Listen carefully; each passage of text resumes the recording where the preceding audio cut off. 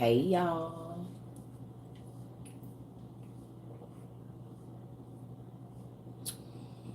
Hola, hola. That was longer than 30 minutes, and I ate 2 bites of some. I just sat and chilled for just a minute. I didn't even smoke. I just, hey y'all. Who would have ever known that this would be the thing that we'd be doing every day? Hey y'all. I've been on my dog. We just did a 4-hour class, Mr. or Mrs. Cannon. Y'all missed it. We just did a 4-hour class. Hey y'all, I'm back. 3 hours and some change. Y'all be working me for real. This is a full-time job for real. The day is going good. We had a 3-hour class. You must have missed it. I am such a different breed. Thank you so much. I love y'all too. Y'all my family. Y'all don't even know that. I be excited. Sometimes you have fell asleep. I had to fight myself to not get on here. Because sometimes I just be wanting to be on here talking to y'all because we learn so much. I learn with y'all. You got your snacks, pens, and paper. Come on. I know I can't rest. I know. Y'all gonna make sure of that. Because what y'all don't know is y'all think y'all slick. So what starts to happen is if I don't get on here in a couple of days, I start getting emails like, Circa, are you all right? Is everything okay? I'm praying for you. No, y'all just ain't seen my face. Y'all just like my family. I do love talking to y'all. I do.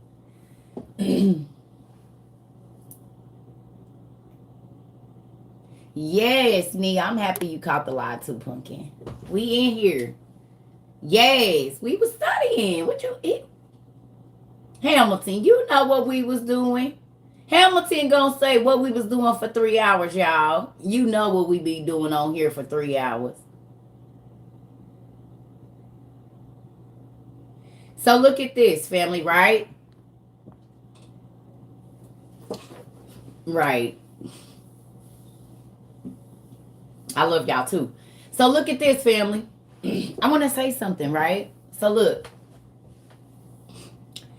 what makes me so excited about this, y'all, is that I know y'all can't sit on this information. So whether you share it on your TikTok, and I'm not saying me, I'm saying the information that you all are learning. Y'all got your own books. It's okay. Y'all got your own books. Y'all buying books. Somebody said they spent $500 already on books. I don't even think they been here a month. Y'all, what y'all think y'all total is? And y'all don't got to put it. How many books? What y'all, like, if you have bought books, if you don't, and we ain't trying to put nobody to shame, because if you don't got the money to buy the books, you can download them. We do not make nobody feel good that they can't buy. Because I told y'all, for a long time, that's how I know about the Goodwill half price bookstore. I didn't have the money either. So do not feel bad. God will bless you. The more you want to learn, he'll have people bring you stuff. You ain't got to worry about it. If you serious about learning, he going to make sure you get it. Yours is 200 in total. Happy birthday, y'all. Happy birthday, Kim. You took a picture of all your books you bought. You got 31. 400. Wait a minute.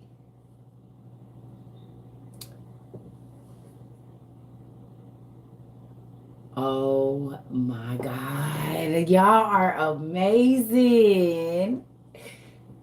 Oh, we got some holistic books. Wow. Even if you just bought one, if you downloaded one, that was more books than you had when you first came over here. That's what I'm going to say. You found your tribe, girl. Yes. Who feel like they found their tribe over here? Y'all feel like y'all found y'all tribe where you belong? You could be weird over here in this open now.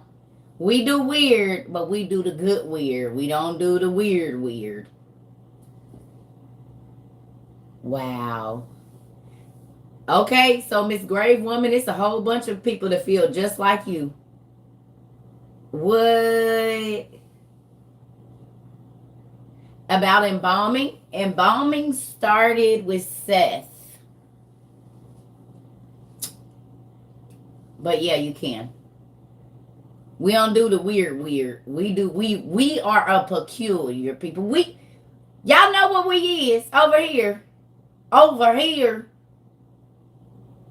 We extraterrestrials.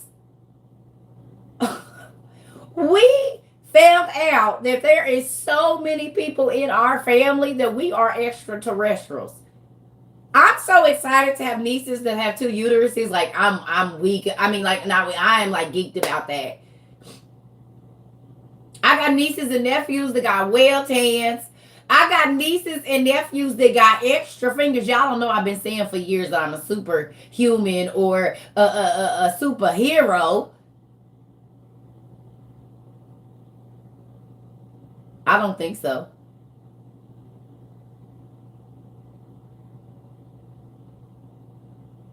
Someone thinks we're twins. Cool.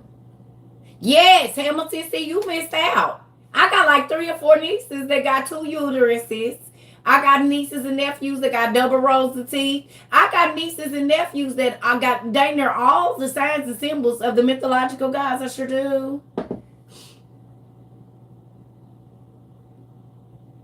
No. Mm-mm. No, you good. And if you and my uncle was in mortuary science, I would like to talk to you, the grave woman. Because do you be seeing some stuff that you want to talk to us about in class, Brave Woman? Please come to our class at 6:30 p.m. on the weekdays, Central Time.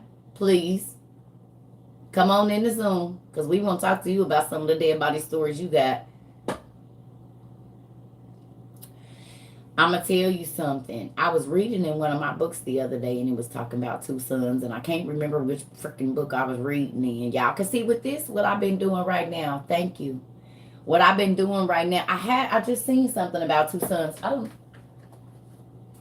don't know if it's in my iBook or what.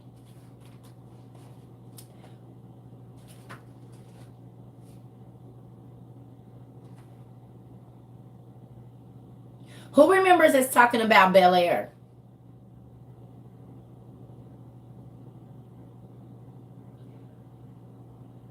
What does it mean if your child was born with 12 fingers? I'm going to show you instead of telling you. Whose child was born with 12 fingers or 12 toes? Y'all got children born with 12 fingers and 12 toes? Okay. Oh, it's a lot of me's.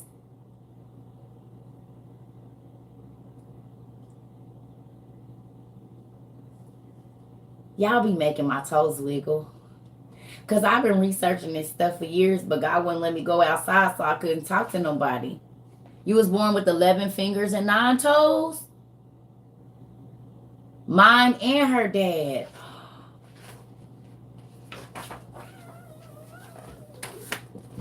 There you go.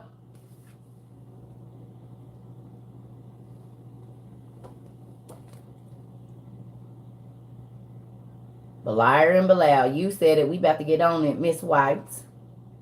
And that's in the Bible. And still another battle which took place in Gath. There was a huge man with 6 fingers on each hand and 6 toes on each foot, 24 in all. He was a descendant of the Raphaim or the Rapha, 2 Samuel 21 and 20. So if you was born with extra digits, these your people right here.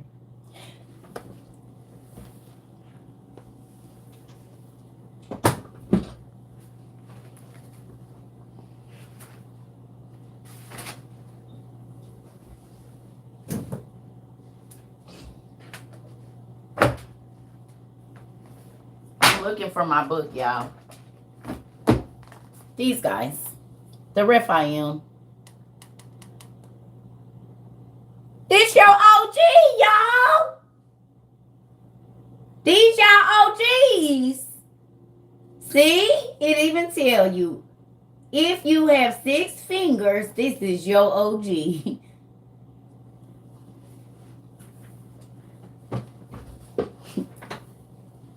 Yes, I've read most of these books. And if not, I find the information I need to find in them.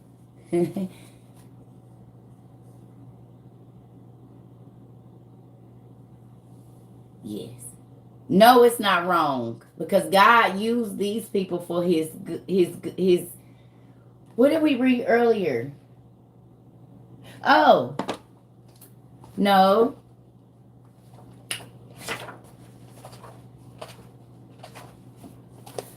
You just got supernatural DNA. See right there, say those with supernatural bloodlines found fame on the battlefield. Conquerors, they seized control of the best territories. They were the rulers.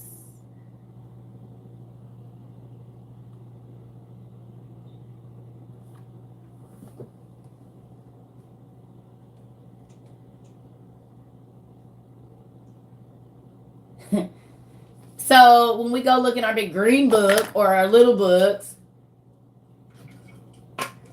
right? And it says that mermaids existed. We'll get the little big book. Thank you. We'll get the little big book. Yeah, my grandbaby got some Mongolian spots right now, and they are blue, aren't they? They're blue and green. Mongolian spots. Every last one of my children was born with them.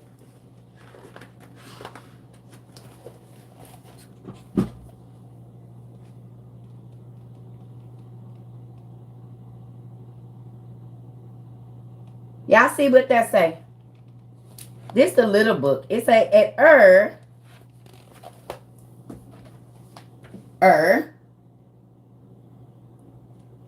Yeah, we in class now. Look. At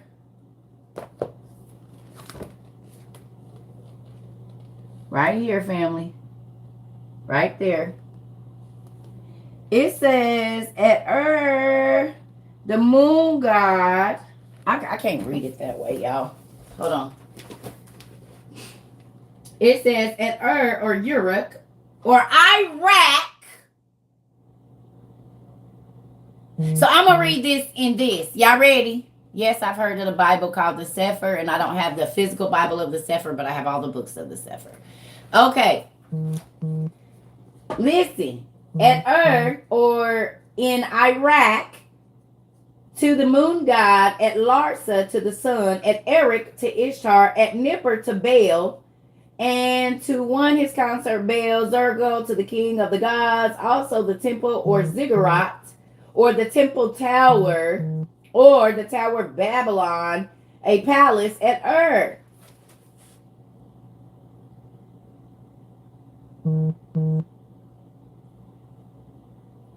Did y'all hear that? Did y'all hear that? Y'all want me to read it again? Because I need you to put your listening ears on. Snap them on. Snap your listening ears on. Are you getting this?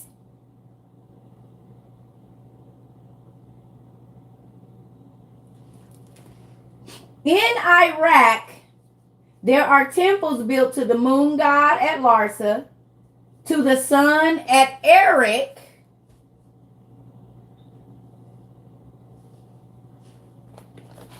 didn't I tell y'all Uruk was spelled with an E too?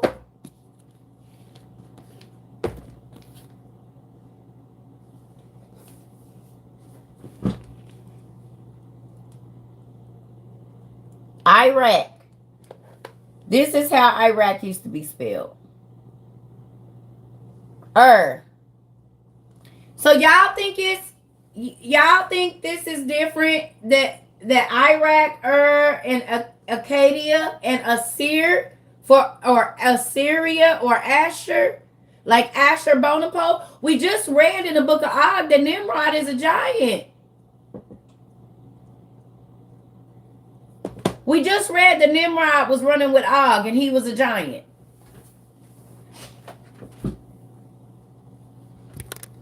Use my sock. Am I still blurry now? Are y'all getting this? So in Iraq, where we know the Tower of Akkad or the Tower of Babel, because they are the same, the Tower of Akkad is the Tower of Babel.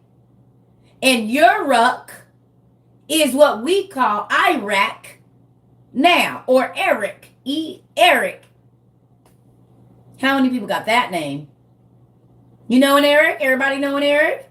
Raise your hand if you know an Eric who used to be named Iraq or Eric, Erech.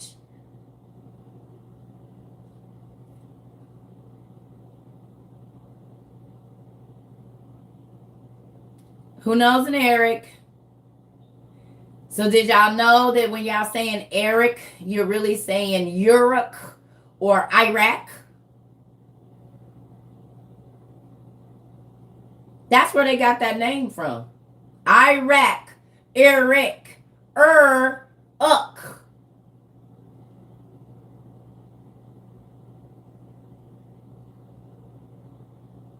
Every name has a meaning. And how many letters is Eric? How many letters is in Eric?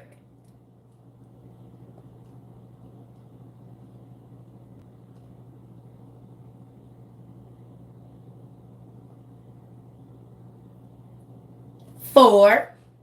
How many letters in Iraq? Four. How many letters in Uruk? Four. Four letters in Uruk. That's Eric. Or Ik. Or Iraq. Same name. Eric, Uruk, and Iraq are the same name.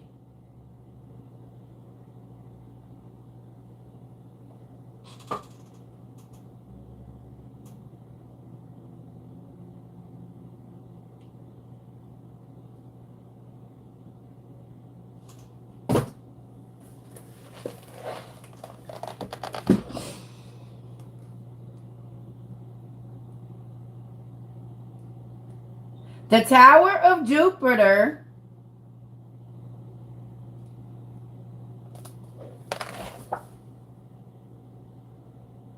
I just saw something. We just read about the 7 powers of darkness yesterday. Who was here for that class when we read about the 7 powers of darkness? The first is deception. The second is something. The third is something. Who was here for that? You was here, Miss White? Now okay, listen. Oh my God. Okay, listen. Listen. How is the Tower of Jupiter, the Tower of Akkad, and the Tower of Babel, or the Tower of Tongues, the same thing? The Tower of Tongues, the Tower of Babel, and the Tower of Akkad. I told y'all the Tower of Akkad and the Tower of Babel, same thing. So now the Tower of Jupiter is also included in that. Like Iraq, Eric, and Uruk.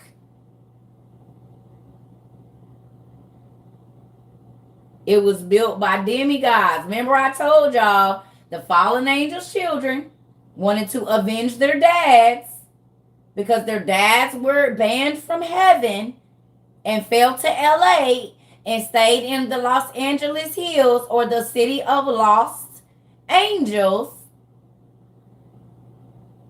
where there are shrines to their dads and their children.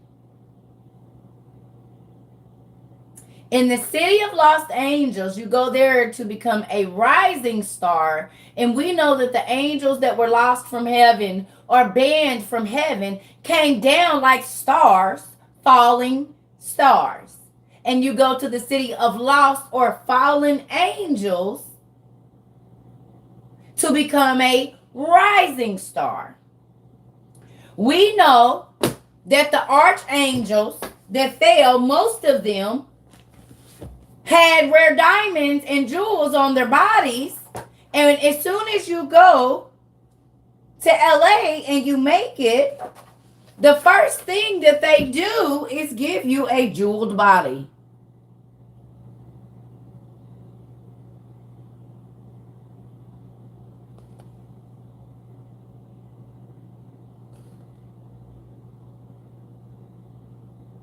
Ezekiel.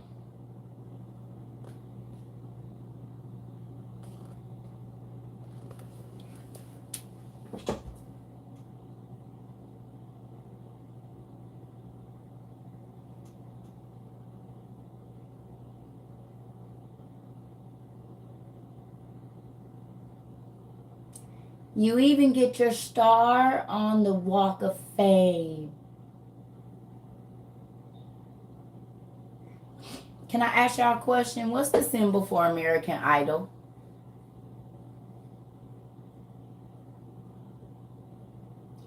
What's the symbol for an American Idol? What's the symbol? What's the logo when you see that for American Idol? A star, a shooting star. A shooting star. Now, they say if you see a shooting star, you're supposed to do what? Say a prayer. They tell you if you see a falling star, say a prayer. Don't they tell you that? Make a wish. A wish is a prayer. A wish is a prayer. A wish is a prayer. A wish is a prayer.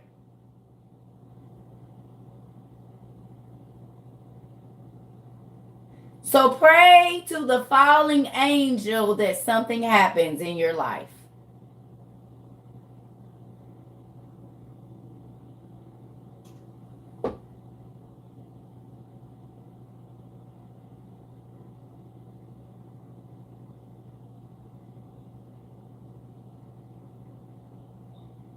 Pray to the angels.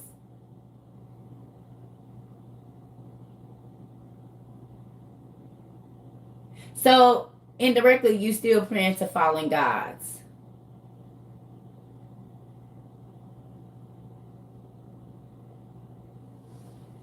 And in every movie, you see these shooting stars, falling stars, shooting stars, falling stars. Even Make-A-Wish. And my daughter went on a Make-A-Wish trip, but it's a star.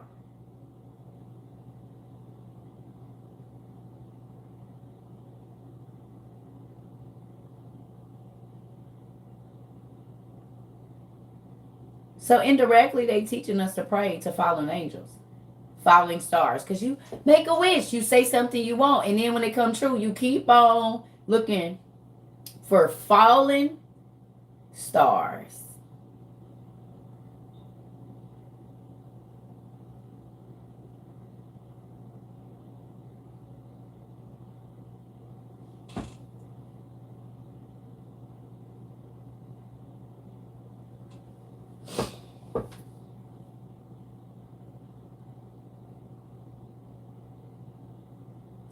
Can I ask y'all a question? Who are our constellations named after? Thank you. Who are our constellations named after?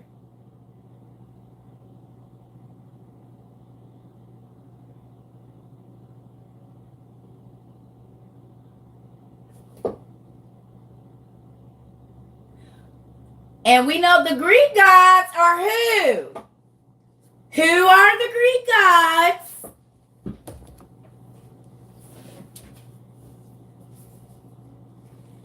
Y'all about to find out why God don't want you worshiping the stars. The Chaldeans. All right, here we go. Instead of the Chaldaic, the Greek names of the kings of Babylon and Assyria are herein given as they are most found and commonly used. There it is. And we're going to go. Juno, Queen of Heaven, Jupiter, Neptune, Vulcan.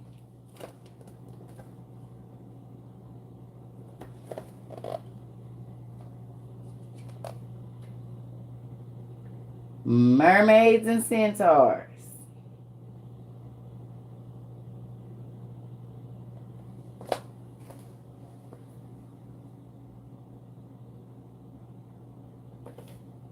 Okay, so let's do this slow.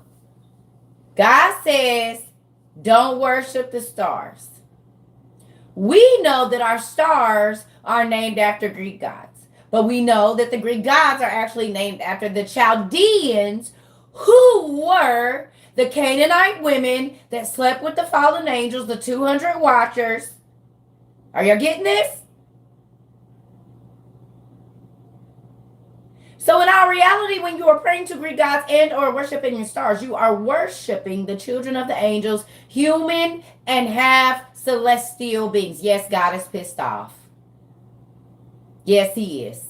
He sure is. So when you're Anu and all of these people, they were children of human mothers and celestial fathers, reprobates. So when you go and get a Greek mythology symbol on your body, you are getting the symbol of one of the fallen angels' children on your body, and you wonder why God be mad. These were human.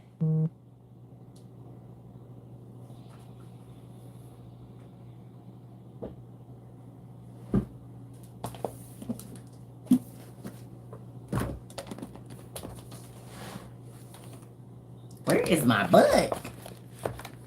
Ugh.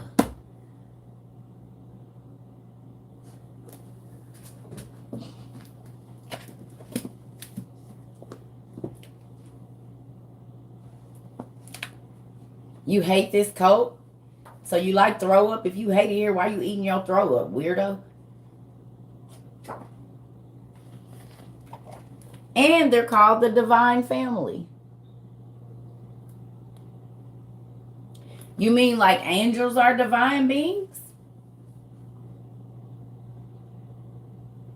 So when I see this, I know that these were the Canaanite women's children.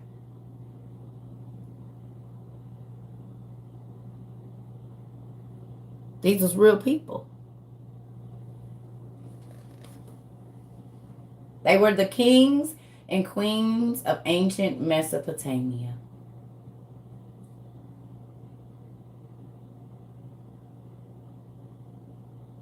They were not mythological creatures. So the mermaid that we saw with the beautiful black skin with the shimmer on it and it looked like that, and there was no nipples and no belly button because they are fish like beings. They're not breastfed, so she doesn't need boobs. That's why there's always a starfish over them, because there are no boobs. Aren't any.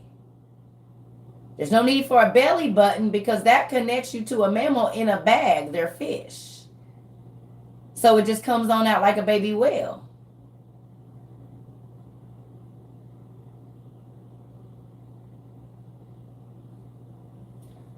Okay, nobody believe me. Who remembers us reading in the Testament of Solomon, and dude said, I was born of a human mother and you ain't doing nothing. I was born of a human mother and my daddy is an angel, bro. I ain't disrespecting you because my daddy is a celestial being. In our reality, you should be respecting me. That's what the demon said. Now, remember me telling y'all in the movie y'all watch with y'all kids that there was big souls and little souls. And I said those big souls in the movie Souls, when Jamie Foxx went down a hole and then he was dead and he woke up and the little girl was showing him around. The big souls that was off back in the back, the real tall ones, those are the souls of the giants. They were trapped here as evil spirits because they thought their dads thought that because they were beings, when they made it with the women, that their kids was going to live forever. But God said, got you, nope, they ain't going to live a long time. And I'm going to watch you make them kill each other. I'm going to make them kill each other and they going to unalive each other. And you going to watch it. It's going to be called the Trojan War, where all of the giants start killing off each other. Yep. The reprobates that you made in Genesis 6 and 4. That's why I had to flood my earth. Because what y'all thought y'all was going to do when I threw y'all down, since man, y'all didn't want to worship man, you going to go and make your own race of people that you going to try to make man worship so they won't worship me. Because these people were reverenced as gods. And the humans did worship them because they were scared that they would eat them. We know from Jack and the Beanstalk they was taking all the food.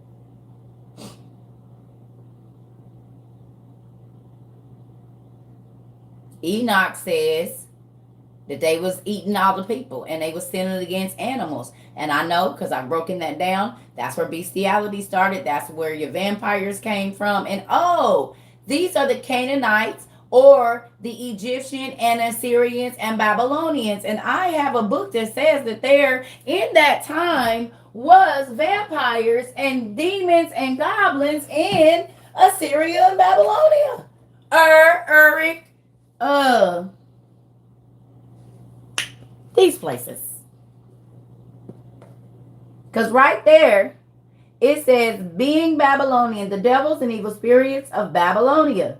Being Babylonian and Assyrian incantations, they go to magic because the angels taught their mamas magic against the demons, schools, vampires, hobgoblins, ghosts, and all kindred evil spirits. And where is this at? It is in the assistant in the part here. Well, this to do of Egyptian and Syrian Egyptian and Syrian antiquities in the British Museum. So then when I go over here and I see Eridu, Akkad, Asher, Lagash, Babylon, Nippur, Nippur, and ancient Mesopotamia, ancient Syria, ancient Babylon,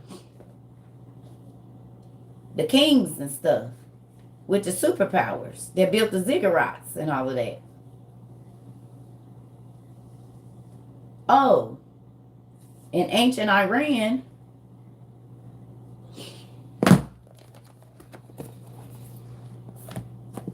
so these dudes,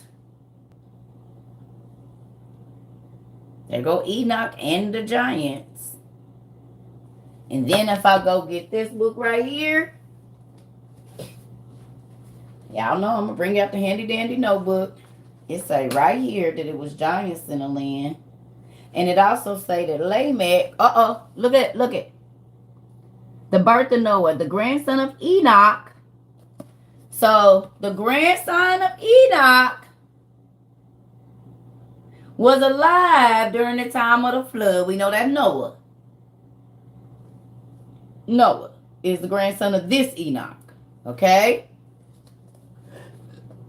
So the birth of Noah, the grandson of Enoch, is born with a supernatural signs attending his birth. His eyes shine with supernatural radiance, and he is able to speak and praise God from the cradle. What?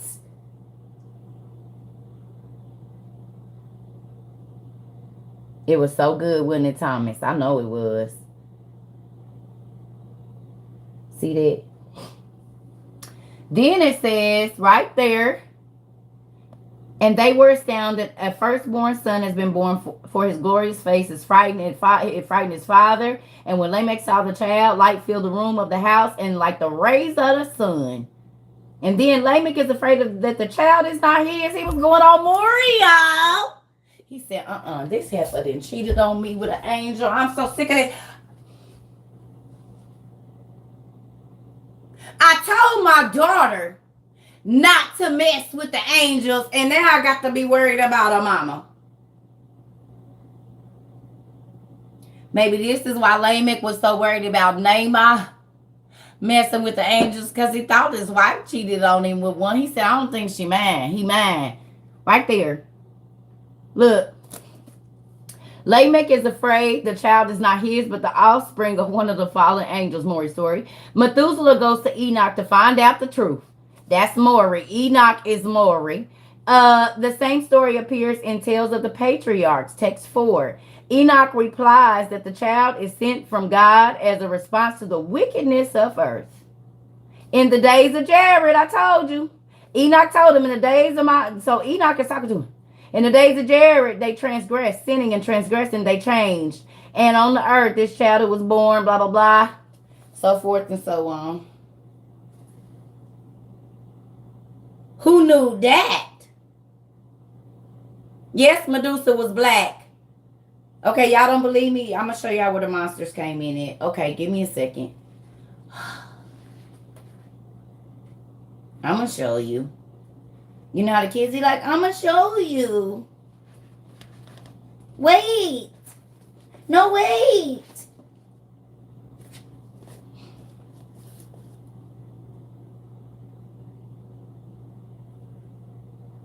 Y'all see this now?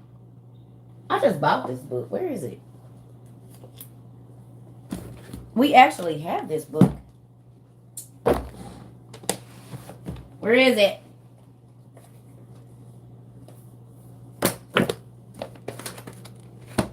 Really? Hold on, family. It might be in my room. Oh.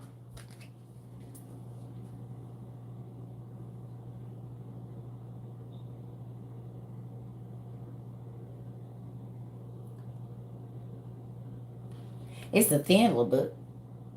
And that's funny because it ain't that many pages in this either. This is the whole book of the Giants right there. That's it. Like, but let me show y'all.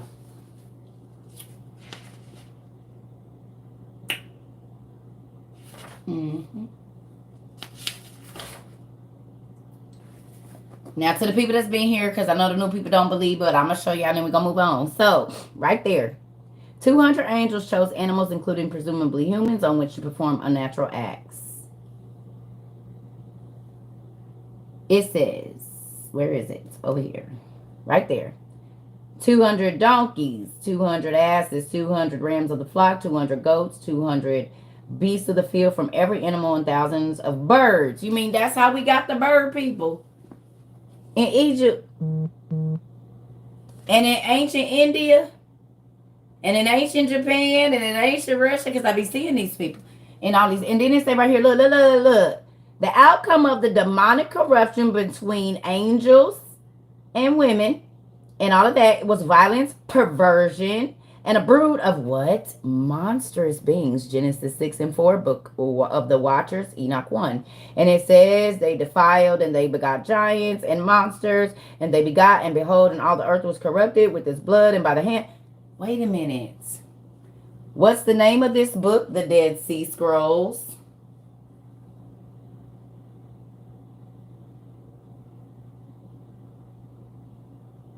Now, let's get out our handy dandy notebook, book 1. Where are you? Y'all, these books is just everywhere. Where is my book 1? Not there. Well, I'm just going to have to use my old book. I know where it is in this one. So this is my old book.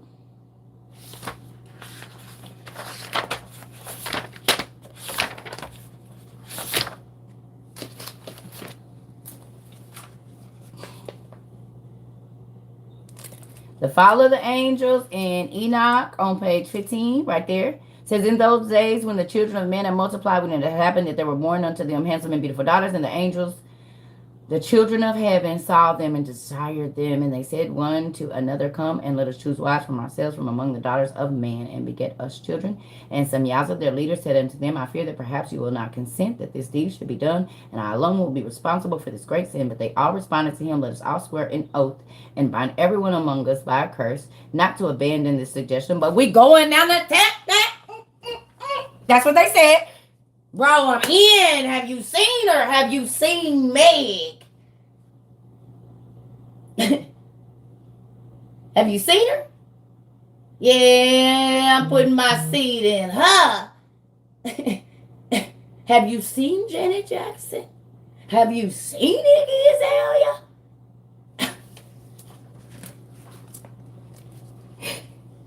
That's what they said. That's what he said. But here we go. So it says, oh, look, y'all, I'll be studying for real. This old too. Golan Heights is in Syria. Y'all see me? Armand, Herman. I'm looking. Argos. Then I said Janet. And then down here on the bottom of 7, right there, at the bottom of 7, it says, so the giants turned against the people in order to eat them. But the people, it said these giants consumed the produce of all the people until the people detested feeding them. So the giants turned against the people in order to eat them. And they began to sin. That means go into. Birds, wild beasts, reptiles, and fish. You mean that's how we got mermaids and minotaurs and centaurs that's in our biblical history book right here? Because if an angel, which is a magic being, and they told me that mermaids are magical beings and pans are magic beings and centaurs, all of these things have power, and they mamas got taught magic by their daddies. That's what Enoch said. This is why you gotta have understanding of the word.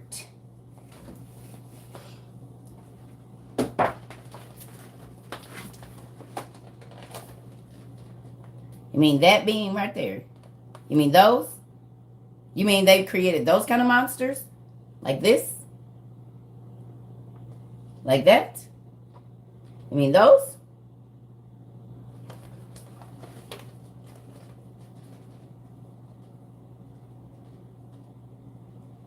What messed me up is why would mermaids be in the biblical history chart? That's what made me start researching all of the mythologies, and I found out, wait a minute, this is all biblical. Because if I go back right here, if I go back,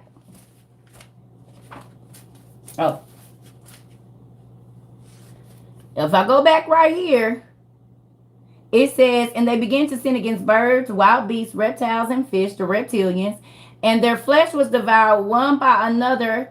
Oh, there goes cannibalism. And they drank blood. There go your vampires. And then the earth brought accusation against these oppressors. And Azazel taught the people the art of making swords and knives and shields and breastplates. And he showed their chosen ones bracelets and decorations, shadowing of the eye. There go y'all makeup with antimony. That's nuclear science, ornamentation, the beautifying of the eyelids, more makeup. All the kinds of precious stones. There go y'all stones, y'all be. Oh, and all the coloring tinctures and alchemy. You mean this? So the angels taught this. This is what the fallen angels taught.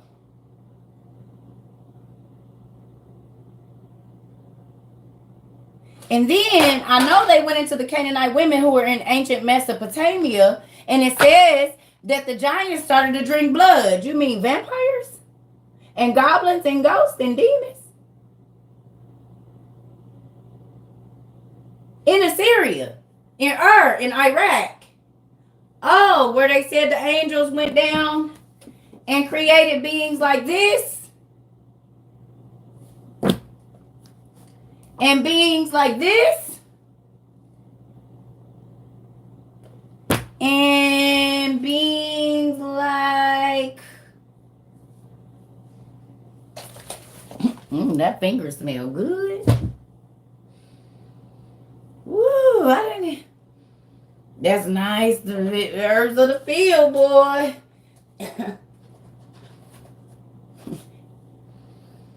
Ain't that what y'all be doing? What? What are you saying?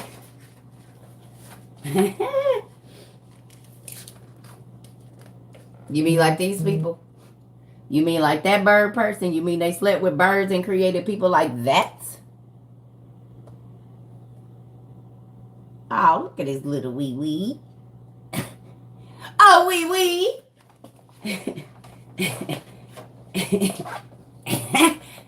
Definitely wouldn't be a tree trunk I'd be trying to see.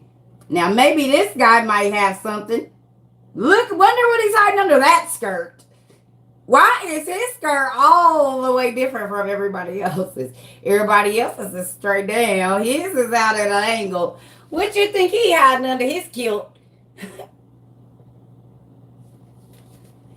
Look, Miss White. His skirt is different in a different angle from everybody else's. So I look at the hidden things.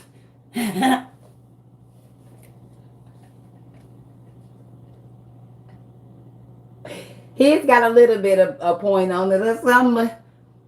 Oh, man, you make me sad, homie. Maybe that's why your skirt extra long, though, because that might be an extra knee right there. I don't know.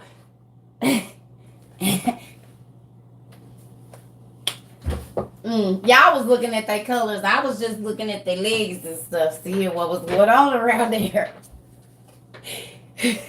It's the kilt for me, too. Yep. Just trying to see what they had under their kilt. You know. That extra.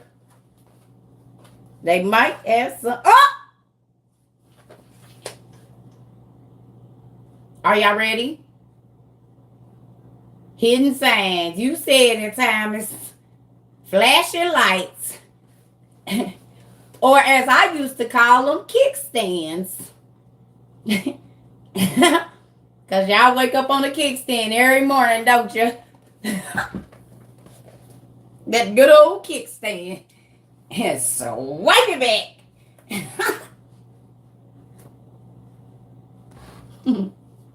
I did used to call them kickstands, though. Y'all wake up on a kickstand every morning. Don't you? Hilarious. Oh, you said. Now, do y'all want to see a giant mama with her kids? Come back to class. Come back. Y'all want to see a giant mama with her kids? She had to take her kids to school. Over in Egypt. Y'all want to see a giant mama with her son?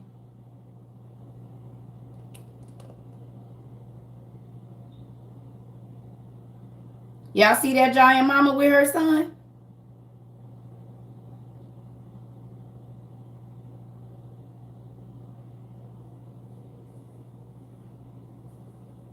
You said you're going to say one. Don't make me go get my boy.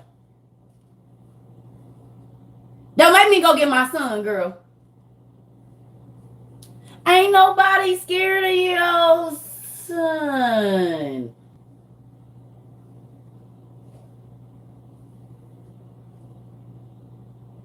Why can't she? Y'all see her locks? Look at his knees. She barely come up to his knees and she's standing on his feet.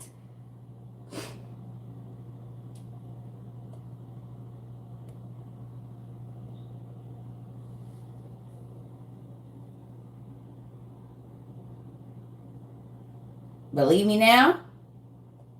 He looked like he could easily be about 100. They hide these, don't they? That's her son. That's her son. They came out normal size. Andre the Giant came out normal size. Andre the Giant came out normal size. Shaq came out normal size. Ying Mao or Mao Ying or whatever the dude's name is. He came out normal. They came out the same size as we did. Shaq he wasn't born 18 pounds. Shaq was born the same size as us. So what? Yao Ming, right. So was Yao Ming. They were all born the same size as us. Because people wonder, how can a woman give birth to... What book is this? It's an old book. Like me, I'm an old bee. But I'll show you. Give me 1 second.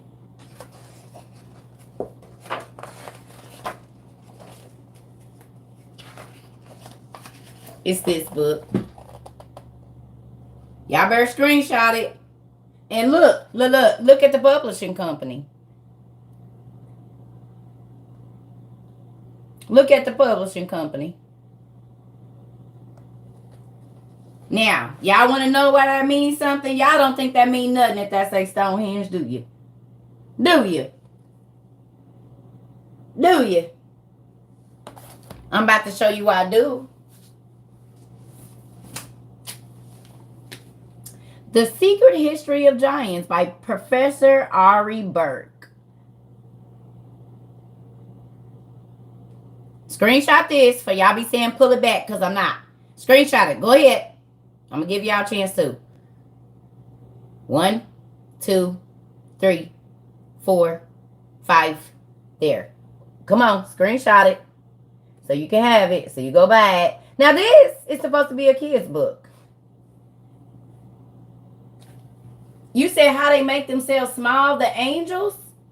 The Bible say right now you never know when you entertaining the angel.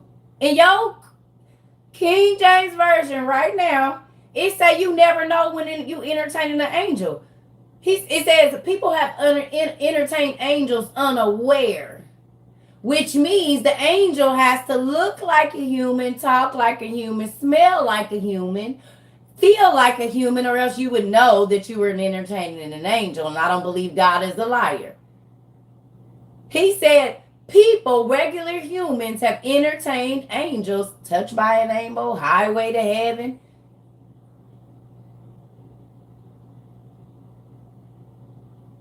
Now, that Stonehenge thing.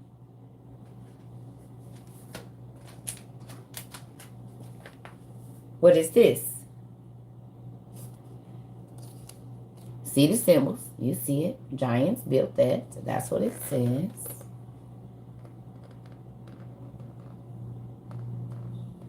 Nah, it ain't no coincidence that that's there.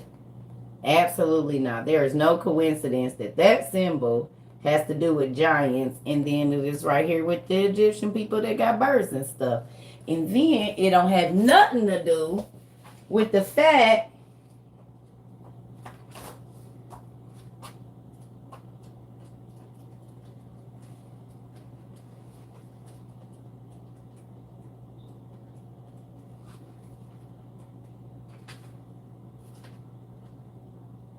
matter of fact, can y'all tell me what kind of ears those is on this lady while she got locks in her hair? That's a real face, y'all. Look at her ears. Look at her ears.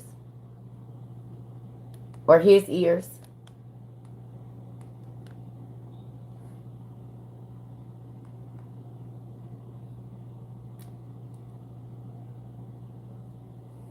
They like a bond. And she got locks. Or he. They.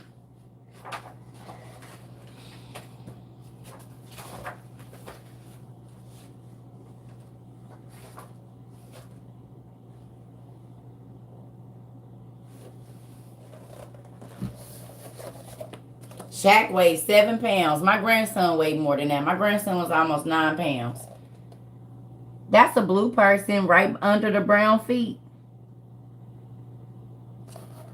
He's blue. Right under the brown feet. He's blue. Right under the brown feet. And then right next to it is a regular brown person.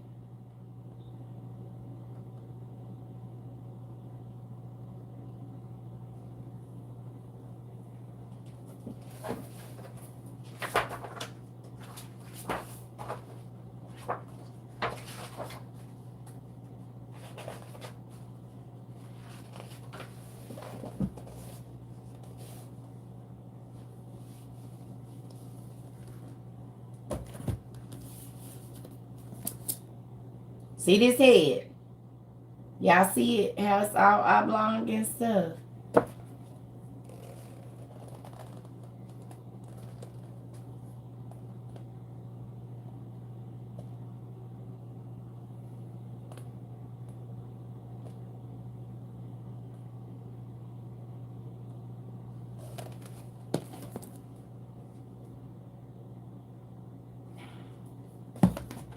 You don't got nothing to do with that.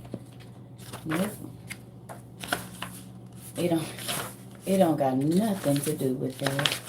Absolutely. None of these skulls in here that have that same shape have anything to do with that. And the fact that Stonehenge is...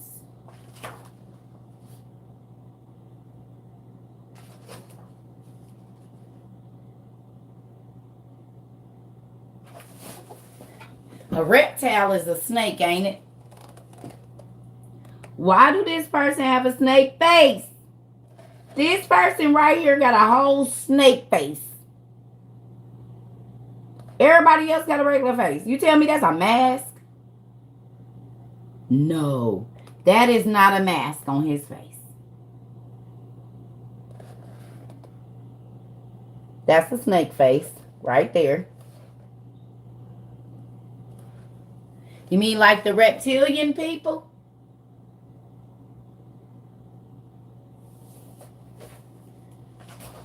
Y'all, it's okay. So then, did they paint the blue people in Thor? They painted Loki blue too. He's blue.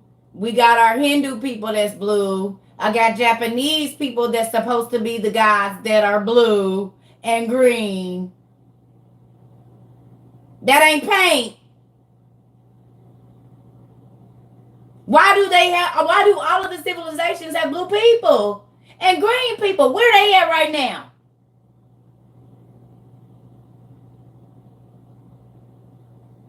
Because in every race of people before the flood, there was blue and green people. When I read Enoch, it said they created monsters. It says they slept with birds and reptiles, all things that would be those colors. And we have skin diseases right now that make our skin look like elephant skin. And I can read in the Tower of Babel that 100,000 or 200,000 of the men that were building the Tower of Akkad or the Tower of Tums or the Tower of Jupiter or the Tower of Babel got turned into ape men and elephant men. And we have a genetic disorder called elephantiasis. We have a genetic disorder that makes your skin look like snakes. We have a genetic disorder that makes hair go all over your body like either an ape or a dog.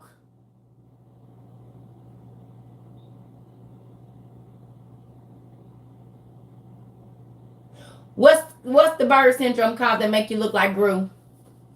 What's the genetic disorder that bird syndrome? What is it called? That make you look like Gru from Minions.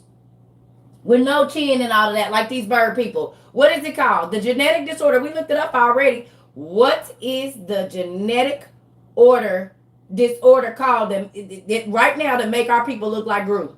That make them look like these people right here. It's people on the planet that got this face right now. It's just they know. Sacco syndrome. Sacco syndrome makes you look like this.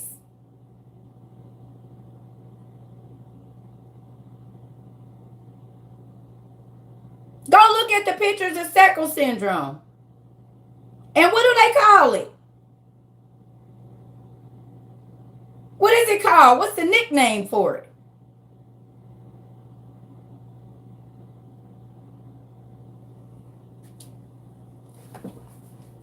Then go look up the people in Africa that got the bird feet. And they said that their ancestors, they already had the stars mapped out before NASA did. And they said that their family came from the stars. And they still got bird feet right now. Claws as feet, black people, right now. What's the race of people? It's a race of people. And they feet look like bird claws. And they said that their ancestors came from Sirius, the star.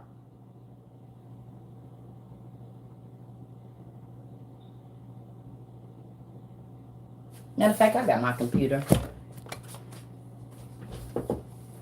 They in Africa.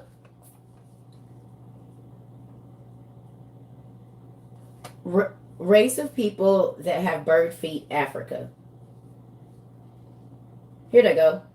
The Sankofa.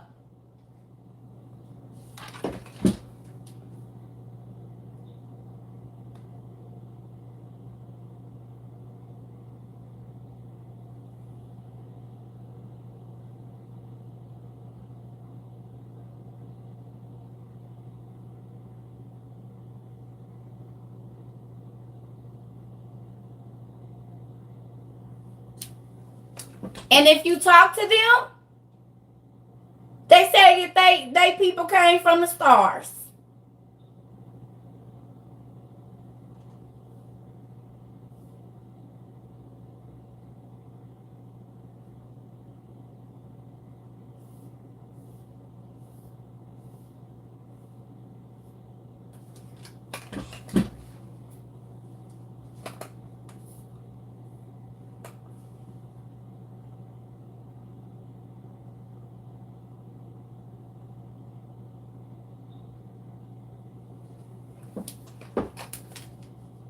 who lying? For every mythological animal or hybrid, we have a genetic disorder for it right now.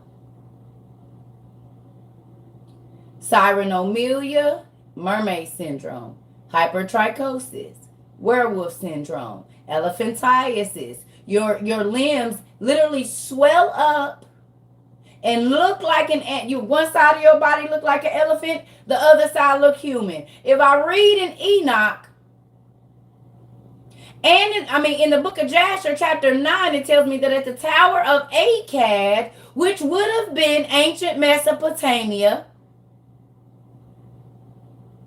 Iraq, India, Africa, all of those places, it said that they went into the Canaanite women there in Africa, in ancient Mesopotamia. That's where they went into the women, the angels. And not only did they go into the angels, they went into the fish, the birds, the reptiles.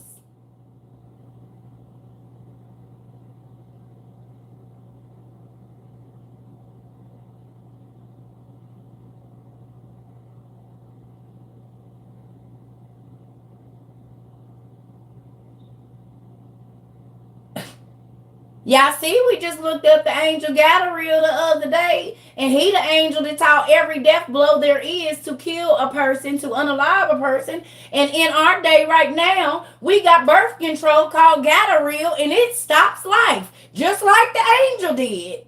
But we would have never known that unless we read that in Enoch.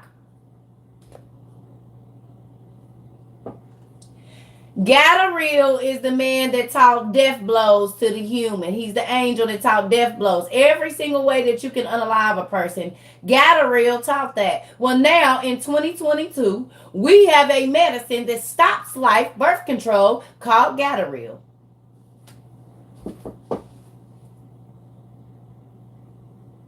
So who crazy?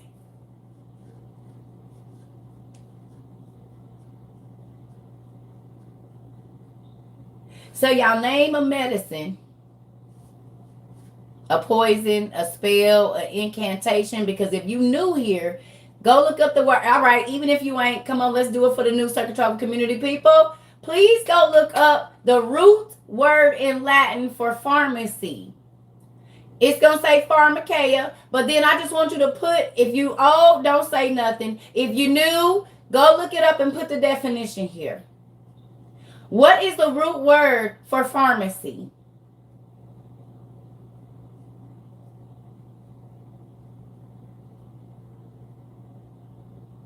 Spell, incantation, witchcraft, or poison.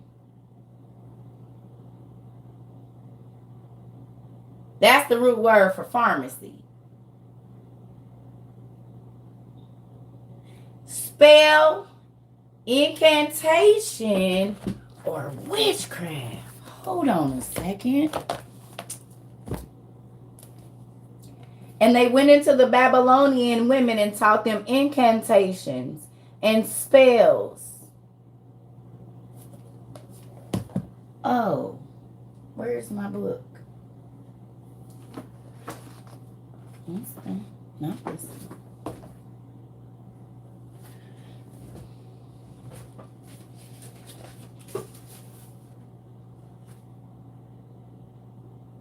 Oh, right here.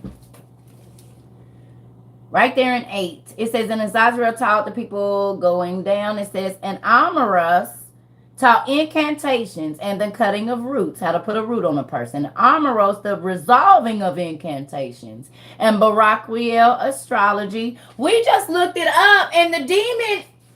Okay, remember this name. Hold on. Where'd it go? Baraquiel taught astrology. Baraquiel, they're going to spell it different. Remember this. Baraquiel taught astrology. Hold on. Kokobel, the knowledge of the signs. Tamiel, the seeing of the stars. And Sadarel taught the course of the moon, as well as the deception of man. And the people cried out. Okay? So hold on. Remember, Baraquiel taught astrology. Do y'all remember when we was reading about the demon the other day that was talking crazy to Samuel, and he said, "My daddy is Baraquiel."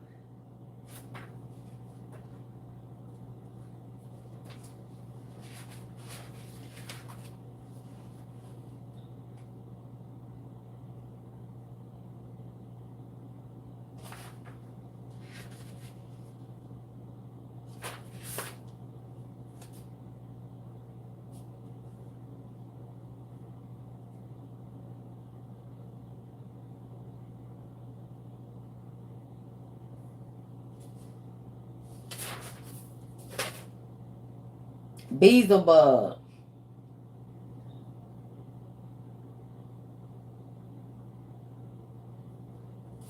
Was it Asmo? Who was it? It was Asmodeus.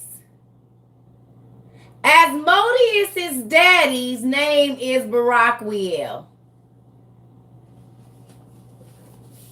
It's Asmodeus from y'all game God of War.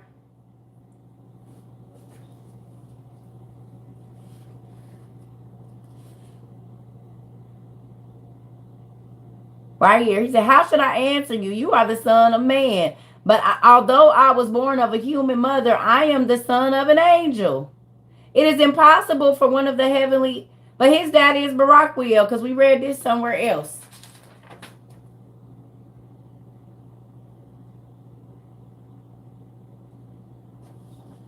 It's in the other book, I think.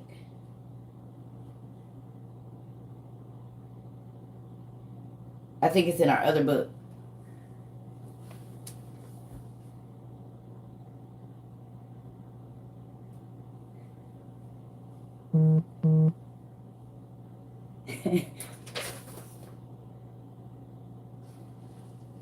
Y'all see, this ain't the.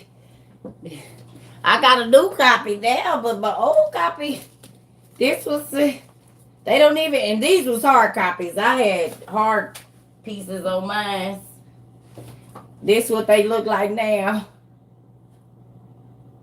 Cause I was like, wait a minute, hold on. So yeah, I do study. Cause they ain't even, I done broke the whole things off of them. It ain't even nothing on here. Yeah, Barak means one who fell from heaven like lightning. I knew that. Barak means one who fell from heaven like lightning. That's exactly what his name means. Asmodeus attacks marriage. He does. Because Asmodeus is also the angel that was after, the demon person that was after Tobit's wife.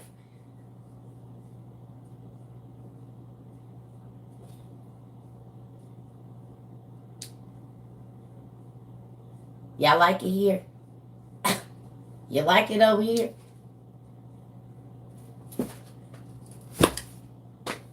Name of the book, Old Testament Pseudepigrapha.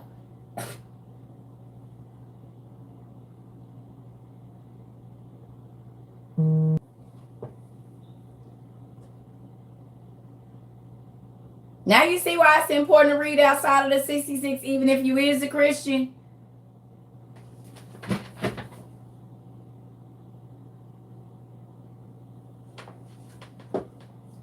That's why I be like, I don't want your little Bible. Where to go? Yeah. Y'all want me to believe that this is all God did. This 66 books is all he did. Now y'all lying. This is not all and some of this is reference pages. So this the end. Y'all mean tell me this all my daddy did in all the years that the world has been around, and this is it.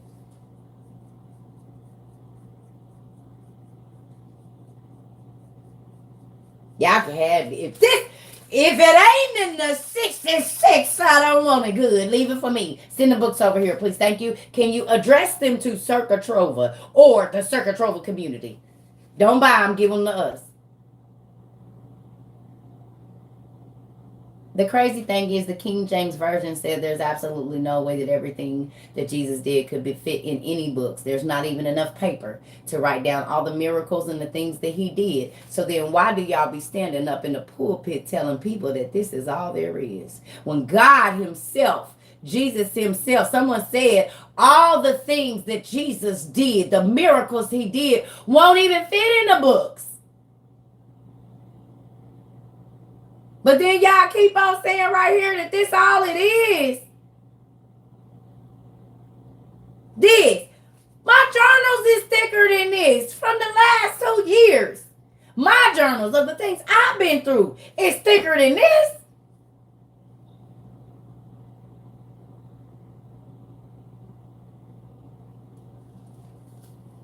If you new here, go Google Joshua chapter 10, verse 13. Let's do it together, family.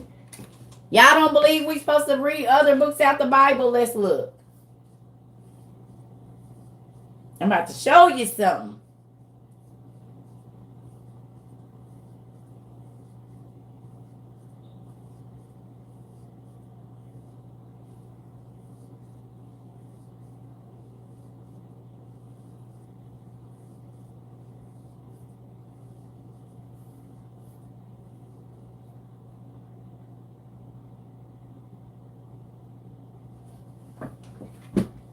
This is talking about when the sun didn't go down. Do y'all see what that say right there? It says this story is written in the book of Jasher. The book of Jasher. This story is written in the book of Jasher. Now, why would God reference the story of when the sun went down in Joshua 10, verse 13, and tell me that there's a book of Jasher that is not in this? And a pastor will tell me not to read it, but God said it's the book of Jasher. So then I go and get on Amazon, and look what I find.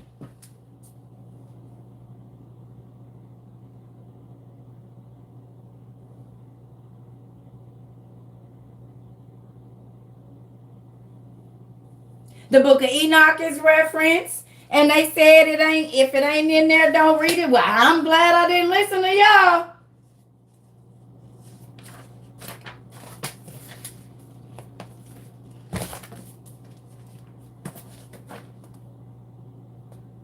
Tell me about the stars, the moon, the fiery house of the antecedent of days. I know who that is. I know about, it says Enoch was in the heaven of heavens. There I saw in the midst of the light a structure built out of crystals. Between those crystals, crystal tongues of fire. And my spirit saw a ring which encircled the structure of fire. And on 4 sides were rivers full of living fire which encircled it. Moreover, seraphim, cherubim, and okay. Do me a favor. What type of angel is an Ophanim? Who heard of an Ophanim? You heard of a cherubim and a seraphim, but who heard of an Ophanim? Page 50, book 1. O-P-H-A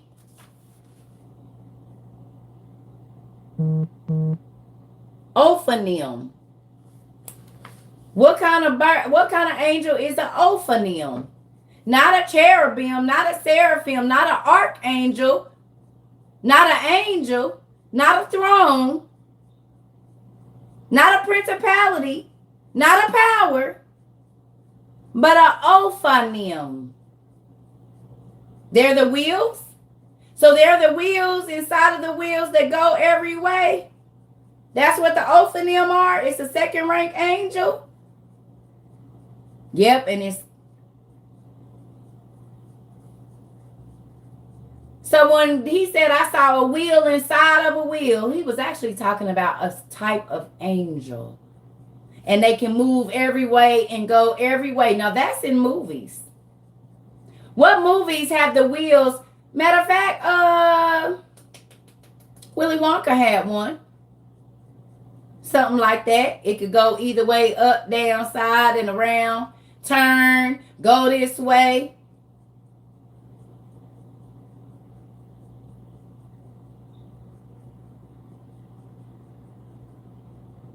Did y'all know that angels were wheels too?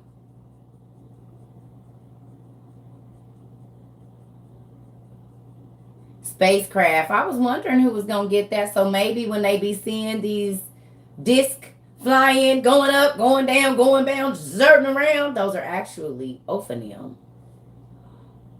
What if they're Ophanium? Because it looked like they had lights on them.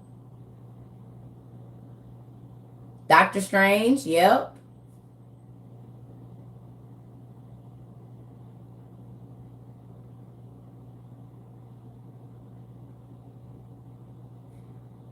No.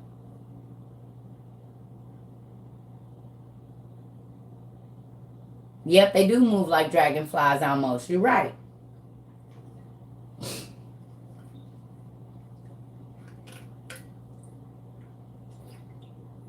And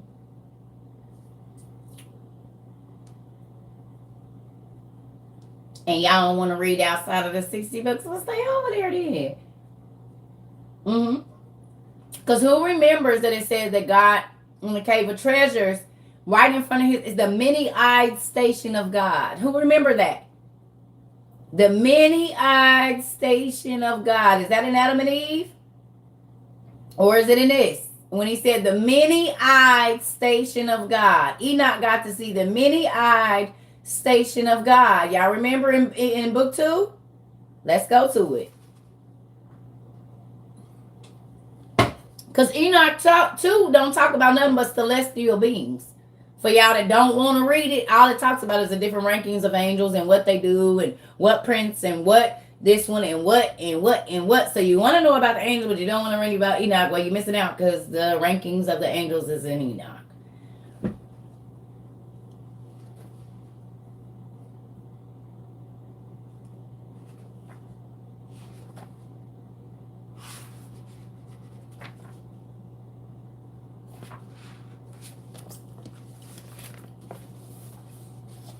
Look.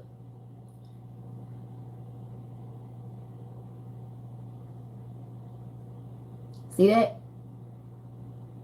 It says, and of the ranks and organizations of bodiless armies, and of the indescribable composition of the multitude of elements, and of the variegated appearance and indescribable singing of the army of cherubim, and of light without measure. So far, wait, let's go back. Oh, here we go. Okay, so it says, the story of Enoch, how the Lord took him to heaven. There was a wise man, a great artisan, whom the Lord took away, and he loved him so that he might see the highest realms of the most wise and great and inconceivable and unchanging kingdom of the all God Almighty. And of the most marvelous and glorious shining and many-eyed station. Now we know why there's a whole bunch of eyes, because if he has a whole... It says the sleepless ones, the Ophanium are the sleepless ones. And God said, I have eyes roaming to and fro that never sleep. It's the Ophanium. The Ophanium are the sleepless ones. They got an eye in the middle. They can go back, forward, up, down. And he said, I got an eye.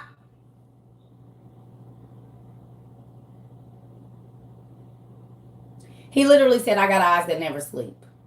And the Ophanium angels have an eye in the middle. They can go up, down, any way they want to. And they are called the sleepless ones.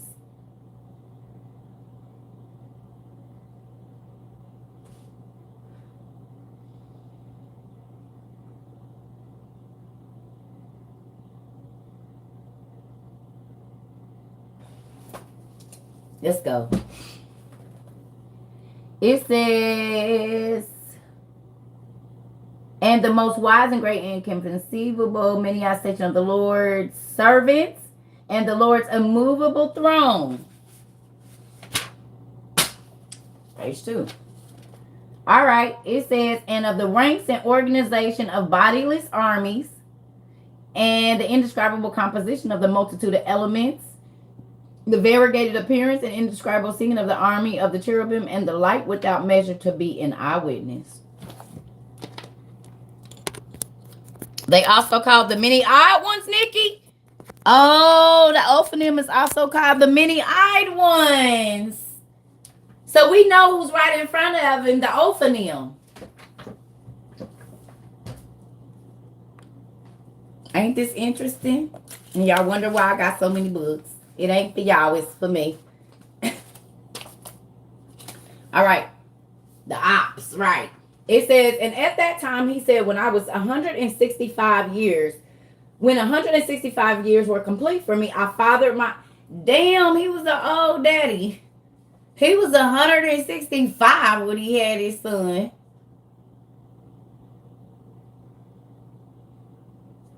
That I ain't gonna do it. Nah, but for real, at that time, y'all, that was considered a young man. Nah, because people live to be 900. So he was like 20. In that time, he was like 20 or 30. I was gonna see that branch probably shriveled up, but I forgot it wasn't. Time was different back then. With a little dust on it. 165. But that one 300 was a young man back then, y'all. 300 was young, so 165 he was like 19 or something.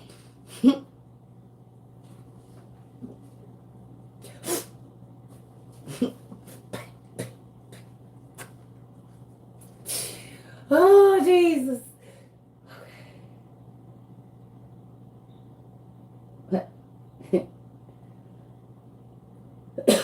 Little dust on it.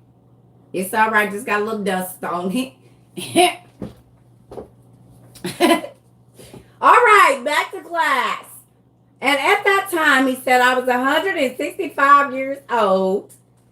And after that, I had my son. And after that, I lived 200 more years. I completed all the years of my life, 365 years. In the first month, on the assigned day of the first month, I was alone in my house. Miss White, because 165, you be mad at a 70, like, damn. Okay. He said, as I lay on my bed sleeping, while I slept, great distress entered my heart, and I was weeping with my eyes in a dream. And I could not figure out what. So he woke up crying, y'all. And then there was some big tall men at the bottom of his bed. Look. He thought he was dreaming. He said, as I lay in my bed sleeping, and while I slept, a great distress entered my heart. And I was weeping with my eyes in a dream, and I could not figure out what this distress might be, nor what was happening to me. Then two huge men appeared to me, like of which I had never seen on earth. Their faces were like the shining sun. Their eyes were like burning lamps. From their mouths, fire was coming forth. Their clothing was various singing. Their wings were more glistering than gold, and their hands were whiter than snow. And they stood at the top of my bed and called me by name. Then I woke from my sleep and saw those men standing in front of me. So he thought he was dreaming at first, and when he woke up, they was really there.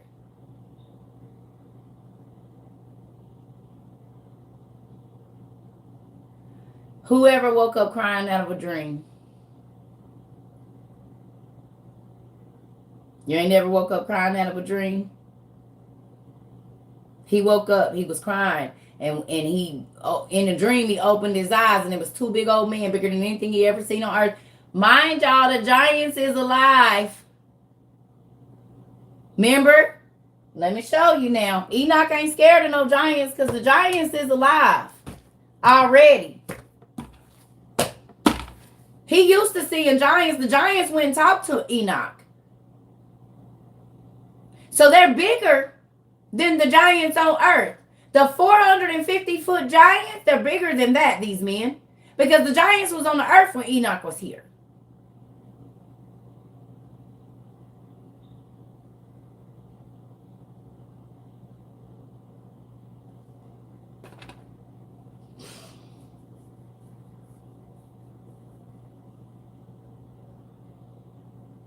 One of the best lives you've come across, stay around Maureen, girl. We get it in. Yes, Enoch was a gangster. We learn about so much over here. It'd be so good. Our toes wiggle till they almost fall off. We don't be having ankles. People break their teeth in real life. They fall out their mouth and hit the ground. Is he here today? Are you here? Are you here? And you'll know him because he's just going to put some teeth up there. And everybody knows what that means. Is he here? Poor Tone. You already know. Where Tone at? Tone, where are you? Where are you, Tone? Y'all know when he put the teeth up, everybody be done. He said, I done broke my teeth. We have such a good time. People break their teeth over here. People spit out juice on their computers at work and be hollering at work about to get fired.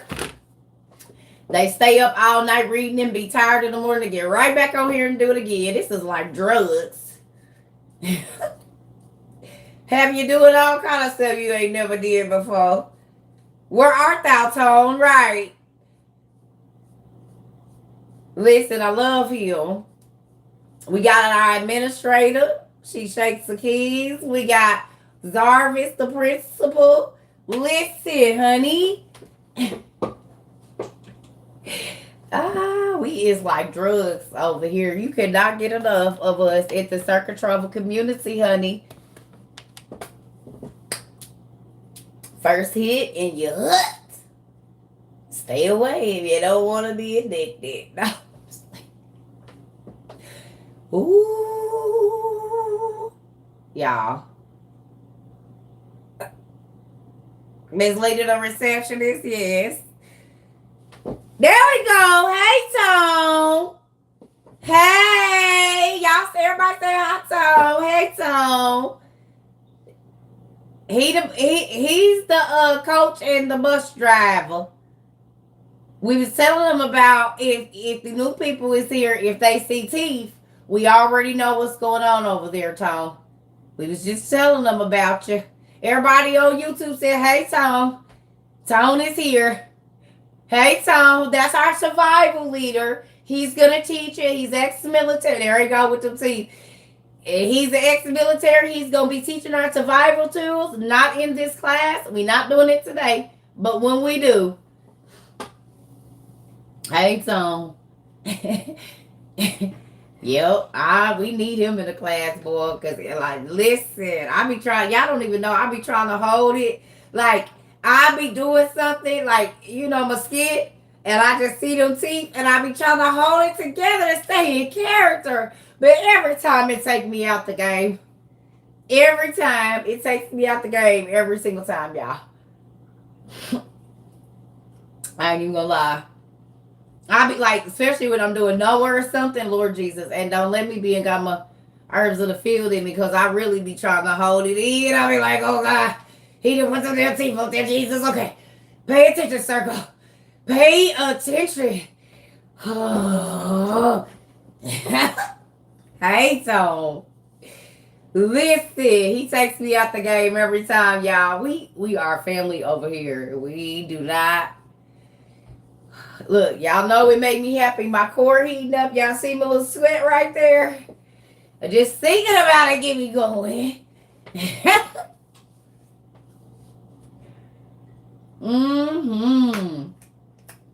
We kicked it over here, honey. We had a good time. While we learning, we learned about Gideon today, didn't we? He was taking his nap and his homeboys kept coming in. Old girl kept trying to slide in his little tent and stuff. He didn't want no service. He did not want to. He didn't want no. Then he had to have his little crew, and one of them couldn't even run. The other one couldn't even get on the horse. The other one didn't even know how to hold a sword or nothing. So, yes. Yes, we have our herbs of the fields, honey, and Jesus juice around here. Be right back. I'm about to go get mine too. So if y'all want to continue to have a class, we can, or we can end for the day, because I'm with it if y'all with it, but I'm gonna need to take me an intermission, about 3 minutes. I'm gonna need a 3-minute intermission. This is the longest class we've ever had.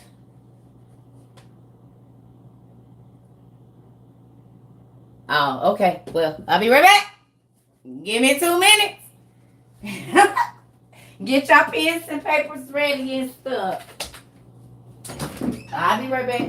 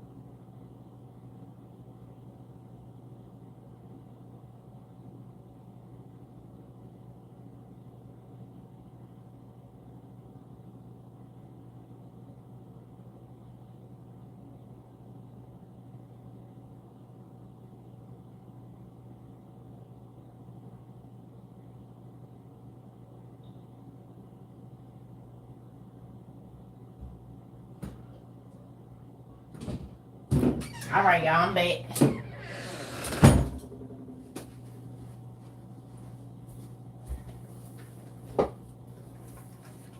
I'm back.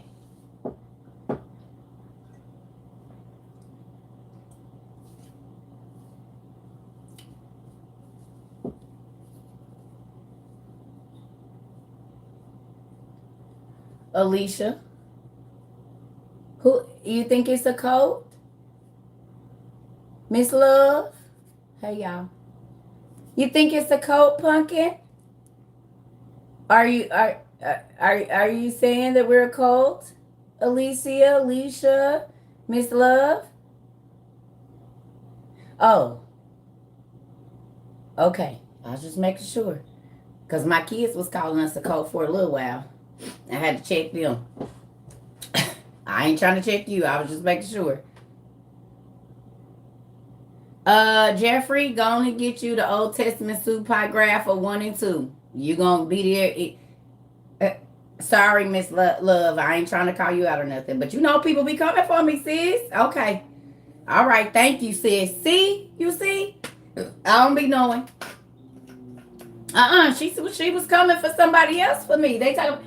This is the crazy thing. Now listen. So it ain't a code, but look though, y'all. Look how crazy this is. We a code because we are studying everything, right? People will call us a code or whatever. But what do you call a whole bunch of men and women sitting and watching one person shake their butt and sing songs and pass out and throwing their underwear? What do you call that?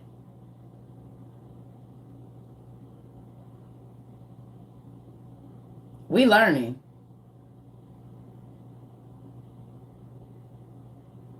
No. I'm not talking about you, Alicia. I know we good, cousin. We good, Nisi Poo. We good. I'm just saying. There's other people that have come in here and said that.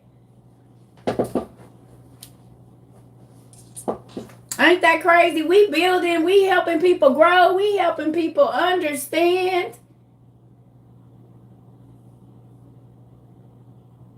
Ain't that crazy? Like,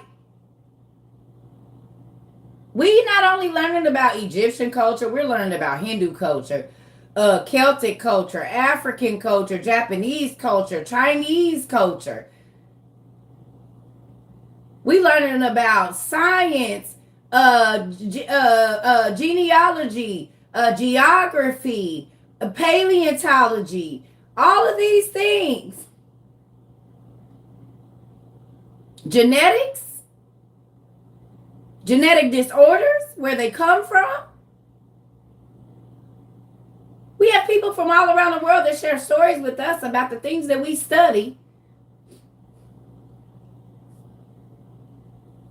Survival. We talk about end time prophecies.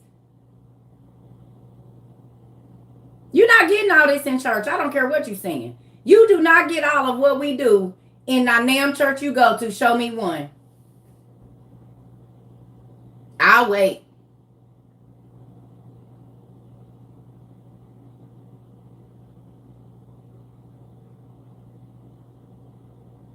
You know how I know?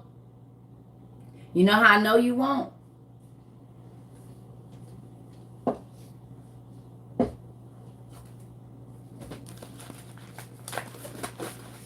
Because this all the food they got to give you. This is everything. They say this is everything that God did.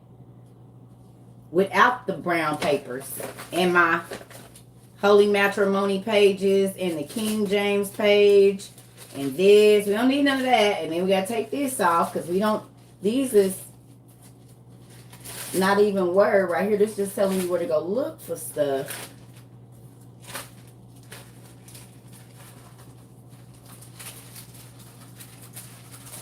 So you mean to tell me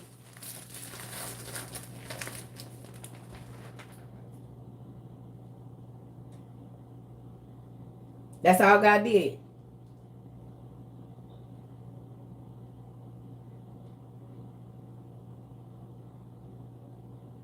This all God did right here. Really? That's what y'all believe? The God who made brains that scientists can't even replicate right now and vernacular systems, or however you say that, vernacular systems, I don't know, the veins and arteries, and he made atoms fire, and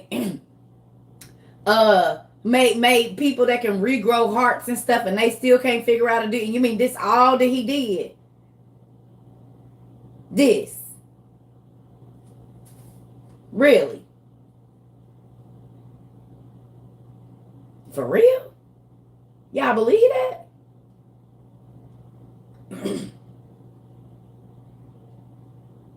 And y'all let them tell you, even when God say, my people perish for the lack of knowledge, y'all will sit in church for 50 years and then go read a book like Joshua chapter 10, where it says it's another Bible book, and won't even go read it. Because they said don't. Okay.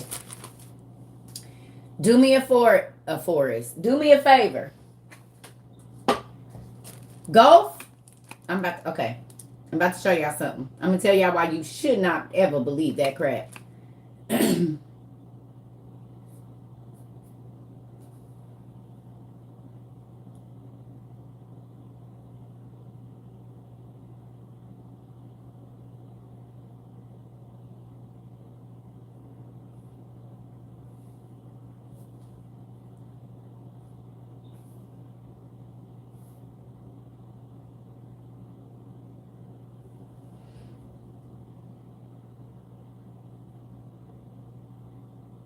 Y'all ready?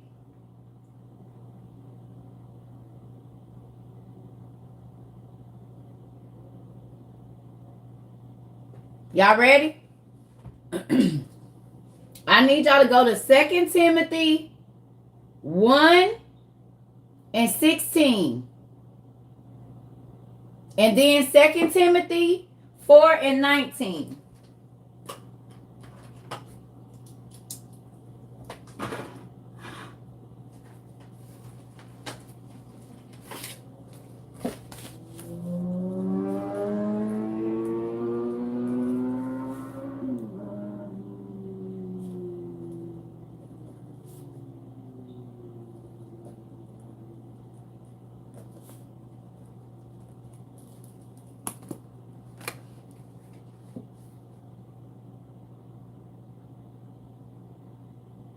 You said marriage proposals. If they don't like to read books, I don't want them. And if you can't cook, and I ain't talking about chicken, don't even try to talk to me. And if you don't want to hear me talk about all of my theories all day, stay out my way. Because if I can't talk to you and you act like you really want to know, we ain't going to get along. So keep your proposals. And I like expensive books. Keep your bags. Keep your diamonds, keep your bundles, come with the books. Or KitchenAid stuff, or some tools. If you don't want to buy me none of that stuff, and that ain't interesting to you, you don't want to sit out here and watch me build a shelf, don't. Because that's the kind of woman I am. I get up at 5 o'clock in the morning, and if I got a garage or a backyard, I might be out there using my saws and stuff. Sanding, all of that. I know how to do electrical work. I might want to rewire the kitchen. So if that ain't the kind of woman you want, I am not the one for you. And then I'm going to go and read for 4 hours. So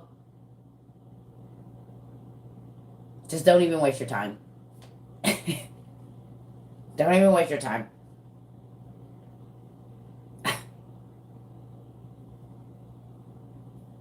Telling you, I am not the average, and I ain't saying like, oh, I'm better. I'm saying like, no, I just don't do. I don't.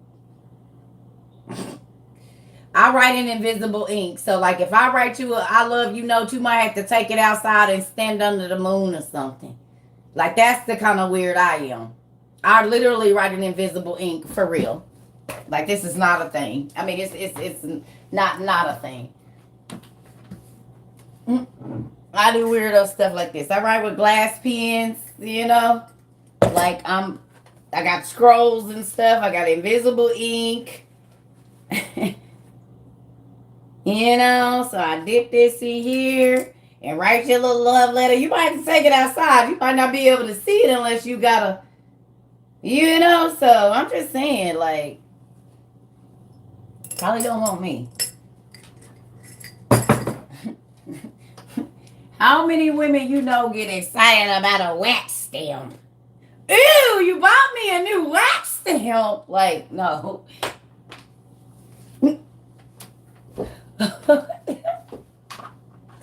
Oh my God, girl.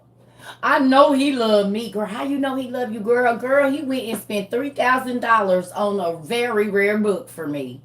Most girls is gonna be like, he proposed to me with a $5,000, 2,000-year-old book, girl. Keep your ring, bring me the book. Get a little rubber ring from Walmart for $1. Propose to me with a $10,000 book. That's the way to my heart, honey. And a plate of chicken and some mashed potatoes with a little bit of salt and pepper and butter on it. And put some mashed potatoes on the side. Like,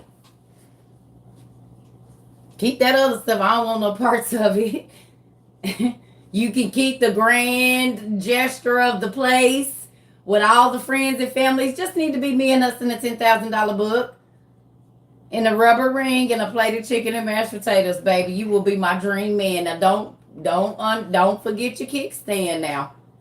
And it needs to be one that can hold up a large bike or a RV. One of the two. Or a boat. You know.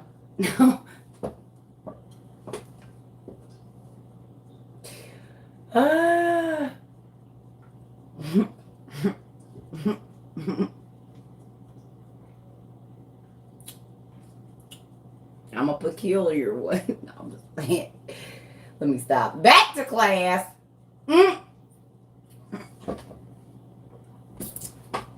Back to class.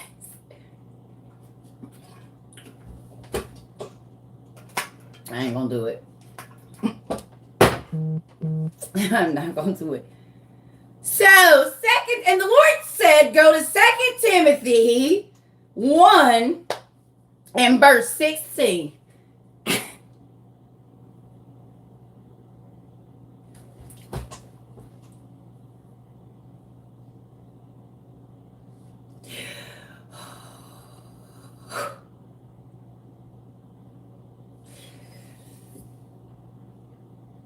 Wait a minute. Ain't nobody broke me. Well, I didn't even see it. Ain't nobody broke me, baby. I ain't seen nothing. Ain't no back. We going to 2 Timothy 1 and 16.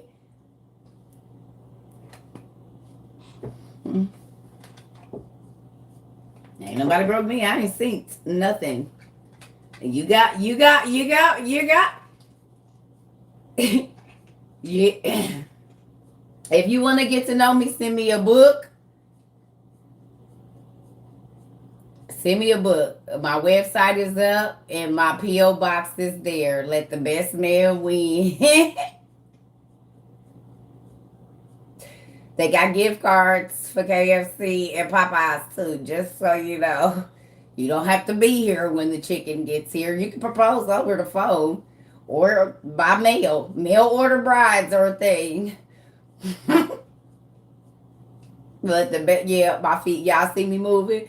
My feet is going real crazy because it's too exciting to me. Mm-hmm. 1939 something. Well,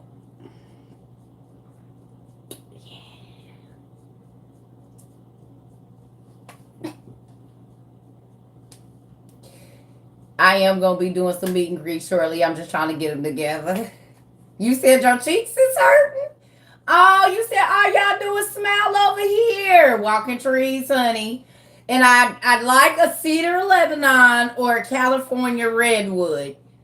So if you know any, send them my way. Now we have a branch inspection specialist.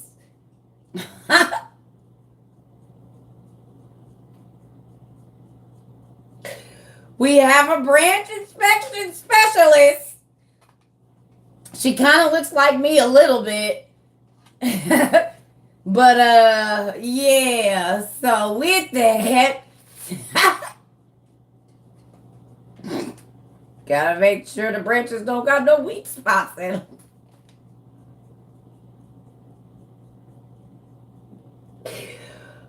Oh, Jesus.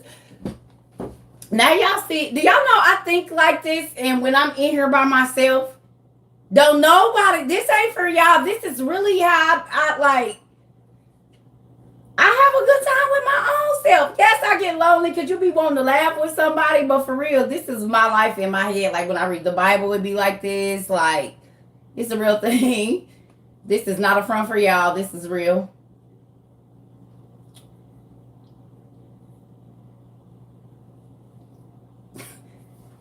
All right.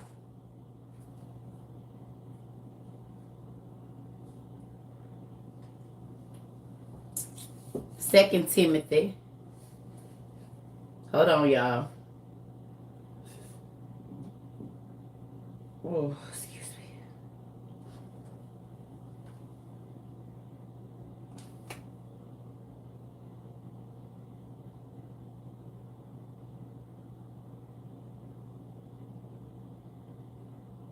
You gotta have fun when you're learning, or you won't remember. Y'all know why y'all remember it? Like Noah and Neymar and all of that is because we make it fun. Because then you think about my crazy self with a pimp coat on or something and this crazy hat, or when I was the angel and I switched my clothes when we was reading about Abraham and I had on a little silver coat. Because I was Michael and he said, oh, I get to put my real angel stuff on. See, you wouldn't remember if we didn't do all of that. It's good. Because it make you want to learn more, right?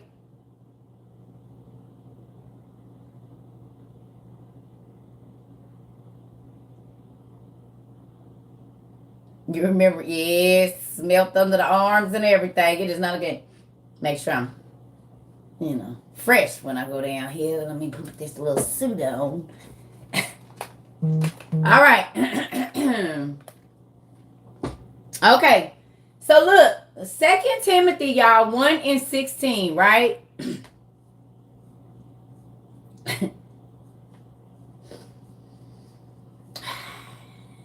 I ain't gonna do it. It's coming out of me like lava. Y'all watch Bridesmaid when they was all eating at the fish at the place. Okay. All right. Are we ready?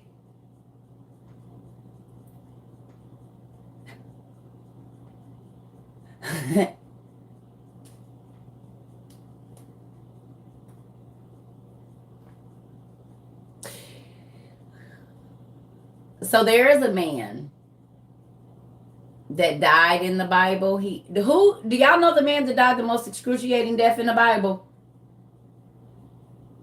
Who died the most excruciating death in the Bible, or one of the most excruciating deaths? Do y'all know what he did?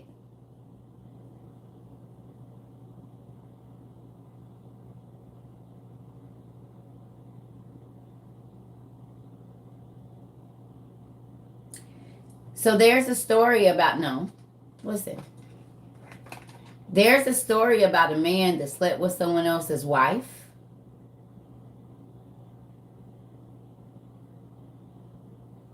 And the punishment for him was for him to poop out his intestines. Y'all know that's one of the most excruciating deaths on the planet.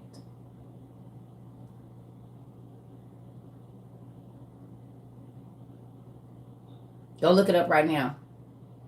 It's a real condition.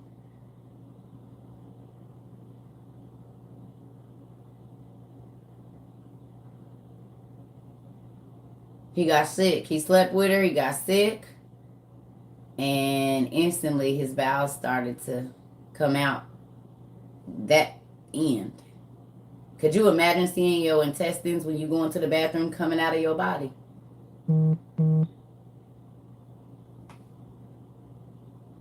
All of them. All the whole football field full. Not hemorrhoids. When he pushed, his intestines was coming out. Everything that's in your stomach, he was being debowed from the bottom half. Go look it up. It's a real thing. These people that have that problem now.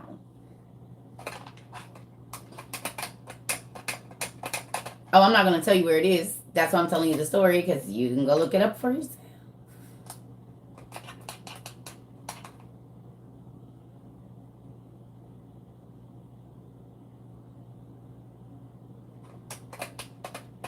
Is it recreal prolapse? I don't know what it's called. Is it recreal prolapse?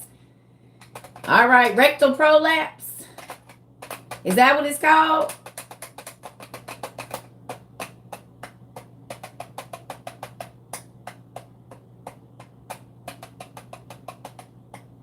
Rectal prolapse. What happens in rectal prolapse? Is it 2 Chronicles 2? Is Chronicles 2? 2 Chronicles 2 and 21:19, somebody said.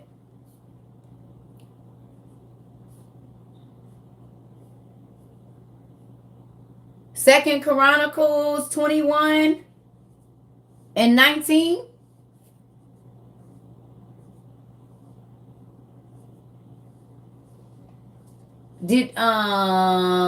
What's one of the most excruciating deaths?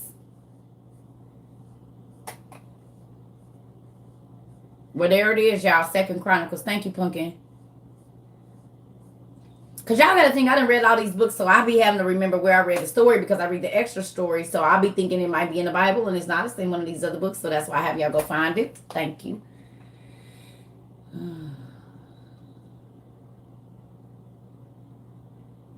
Did y'all know that story was in the Bible? Nobody did. That's why when everybody be thinking it's okay to sneaky link, I'd be like, that's because y'all don't know the cause.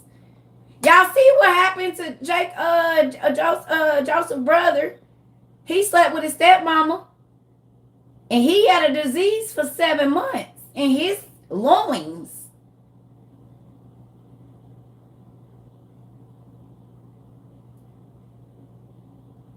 Joseph's brother slept with his stepmama and his daddy's wife while his daddy was in media out of town, and she was drunk. And he snuck in while she was sleeping, slept with her. And he got a disease in his loins for 7 months. He said almost unto death. If his daddy didn't forgive him, God was going to let him die. And he slept with his daddy's wife. Chlamydia don't make you almost die. You ain't about to die from no chlamydia. He was unto death. He said he would have died if his dad... We don't know that it wasn't... We don't know really what it was. It's 21 and 19. They said.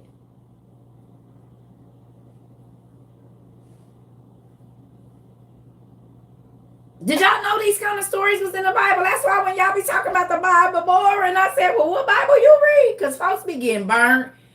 Mamas be pimping their daughters out. Daddies be trying to sleep. Like,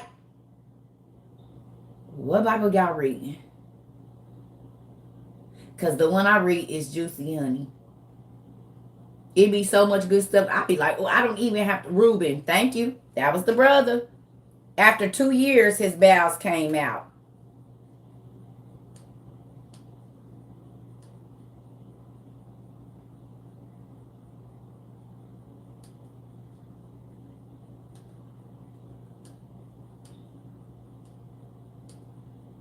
You read the whole Bible every year. I bet you ain't never read it like this.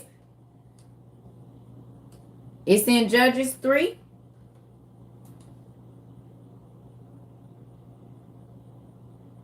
I say one thing got you all over the place.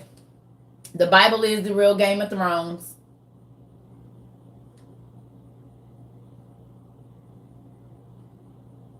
I'm happy we found you too. Jeroham is the guy's name.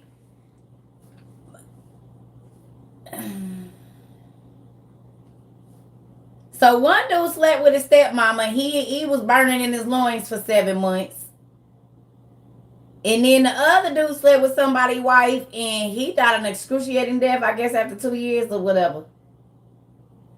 And y'all still want to be sneaky leaking with somebody else and somebody else? I don't want the parts of it. Thank you. All right, y'all. So let's go back because I want to show y'all something.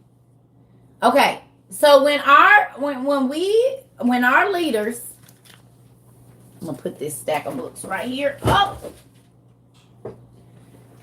it's books and stuff everywhere.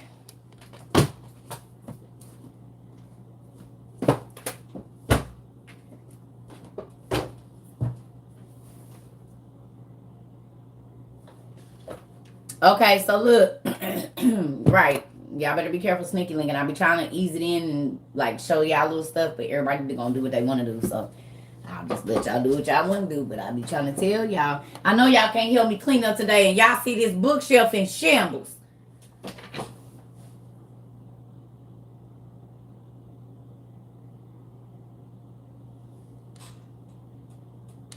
The Bible good. All right, so y'all, real quick, come on. I need y'all to go to 2 Timothy 1:16.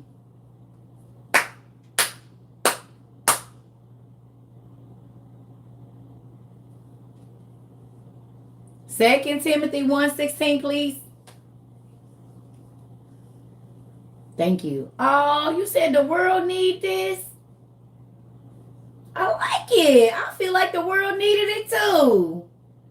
And my dad thought so too. So he ran me through all of these army procedures for 20 years, and now I'm here with y'all.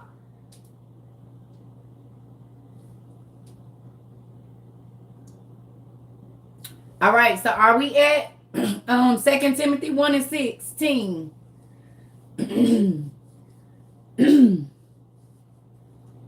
All right.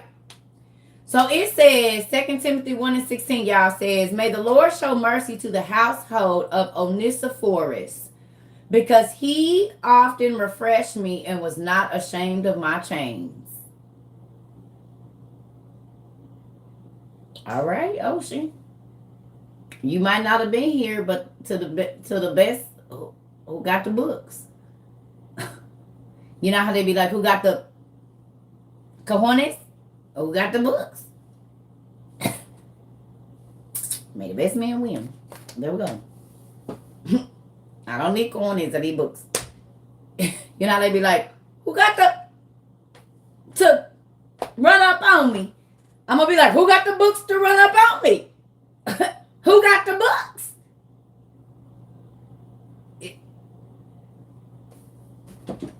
Anyway. Okay. Who got the books to run up on me? That's all I want to know.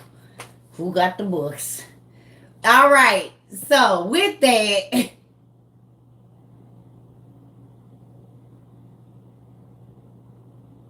you know, they be like, got milk, got books.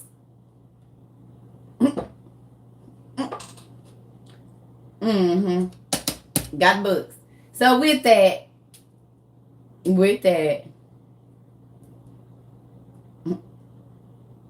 I just need chicken and books, not chicken and beer, chicken and books.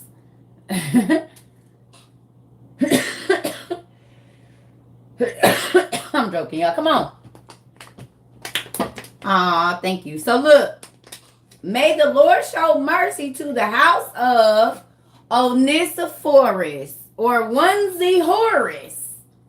Who can see that name? It kind of say Onesie Horace or One Sip Horace or Onesiphorus. Y'all see it? I need y'all to go look up Onesiphorus and tell me what apocryphal book he shows up in. Because this right here is how I found this.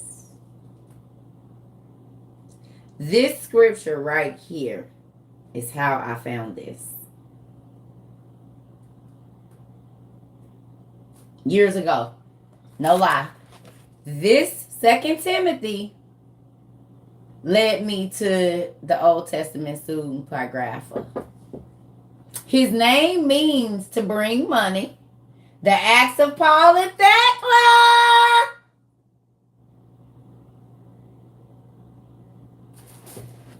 So if you study the Bible and you just go and you read this scripture, you say, I wonder what Onesiphorus means. Guess what comes up? The lost book of Paul and Thecla. One sip Horace. That's how you break it down. One sip, S-I-P, Horace. Onesiphorus is how it's... No. They're not the same. Did y'all know that? Did y'all see that? How is it, especially to the person that said you read the Bible every year, and you done read the Bible 5 times? I done read the Bible 10 times. Well, did it take you to Paul and Thecla? Because if you read it 5 times, you read it wrong. Because it should have took you to all of these lost books if you done read it that many times. Because how is it that this is your first time Googling it and the book Paul and Thecla come up? And it's a lost book.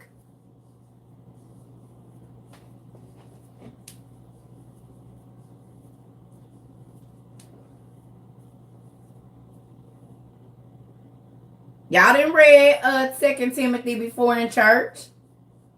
Y'all done read this because pastors talk about this because they was like, oh, because if you go to 2 Timothy 4 and 19,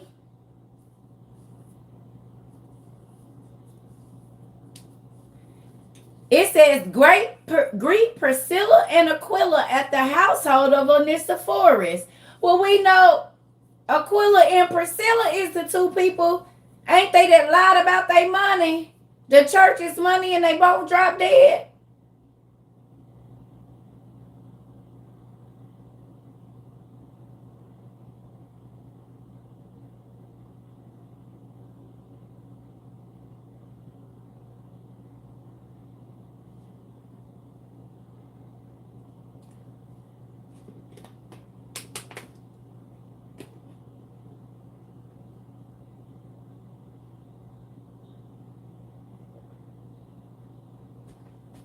I'm just saying, y'all been going to church y'all whole life. Y'all done had them read 2 Timothy 4:9 and 2 Timothy 1:16. Did you ever go look up Onesiphorus and see that it ledge? Oh, that was Ananias and Sapphira. Okay, I'm sorry. Y'all knew it was one of them. Ananias and Sapphira, whoever. Priscilla and Aquila still. Okay, I got it confused. Excuse me. Well, with that, how many times you looked up Onesiphorus? And y'all see the last part of his name? What's the last part of his name? Where does that come from? Who picked up on that?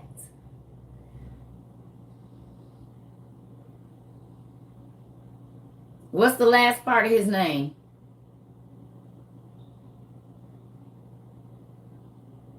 You said it, Charm. Horus, Egyptian. And I know that the Israelites were in Egypt for a very long time. Jesus went into Egypt. Abraham was in Egypt. Moses was in Egypt. A whole bunch of people was in Horus. Onesiphorus. One sip Horus was friends. So then we know that he probably was from Egyptian descent.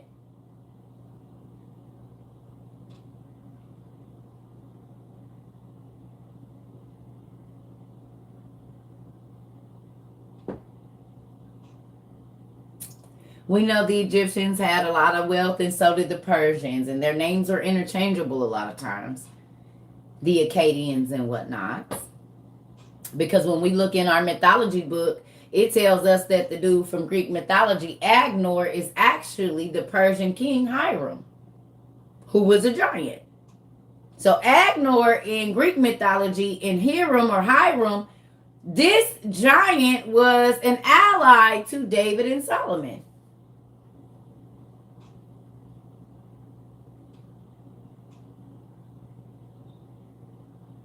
Sephora, Set, and Horus. Sephora, Set, and Horus. Sephora, Set, and Horus.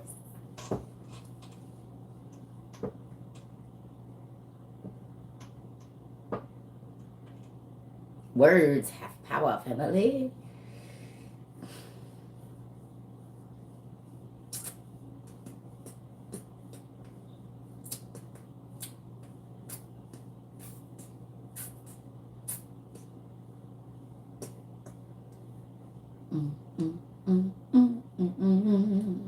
What does Sephora mean?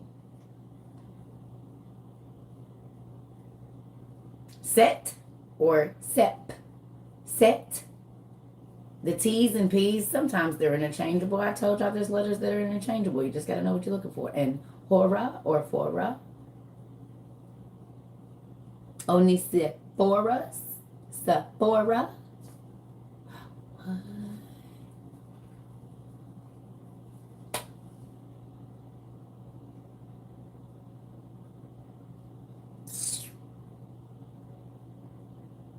All right.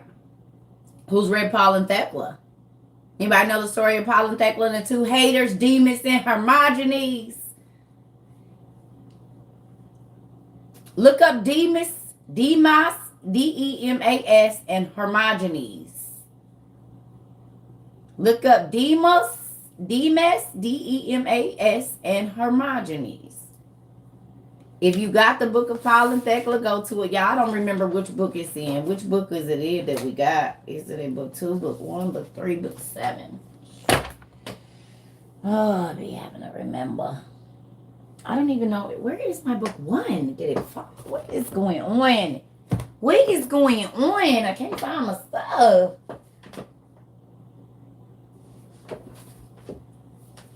Oh.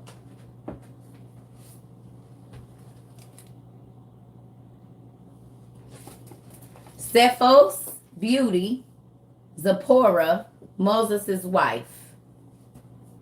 Good, I like it.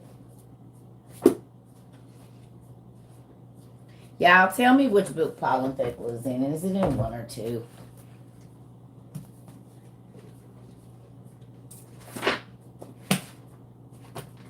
It's in one of these books. Starting to be a lot of them. Tell me, y'all know what page it's on? What page is Paul and Thecla on? Tell me, family. I don't even know if it's in this book. Is it in our other book?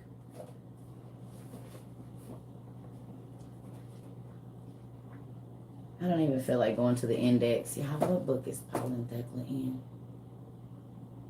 It's in one of these books. Which one is it? Y'all love me enough to find it for me while I run to the bathroom. I can't remember which book. Is Paul and Thecla in our OTP? It's in the Lost Books. That's what I was thinking. It's not in that one, right? Okay. All right.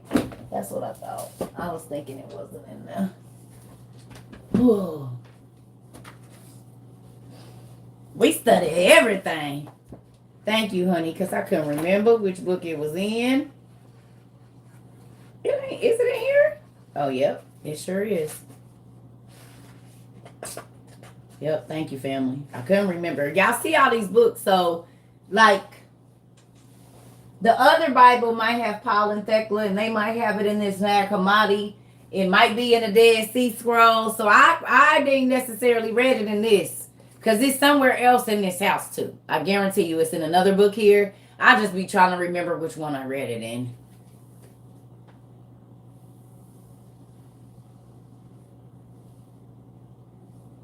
We're looking for Paul and Thecla. So, you should be able to read this online. I know they have it on Sacred Text. So, can you go to sacredtext.org? Or y'all know Sacred Text. Internet Archive. Sacred Text Internet Archive. And then, or just type in Paul and Thecla.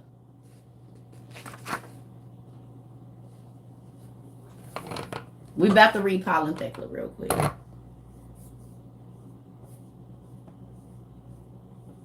So if you go to Google and just type in Paul and Thecla, Thecla is spelled Thecla.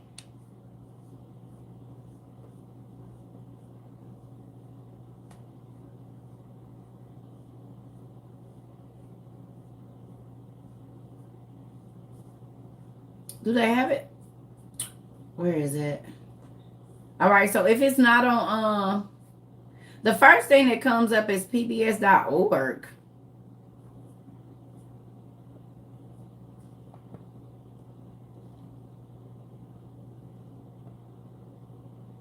It is on Lost Books.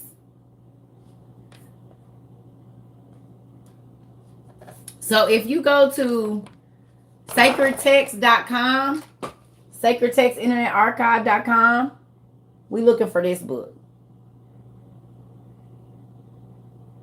The Acts of Paul and Thecla. Did y'all even know that Paul had another book? He got a book with a chick called Seneca too. Who knew that? There's a book, Paul and Seneca.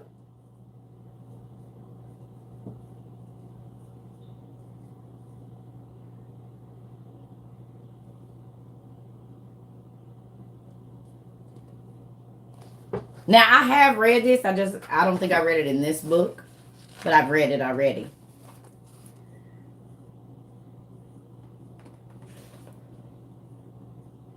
Thecla, T-H-L, here. T-H-E-C-L-A.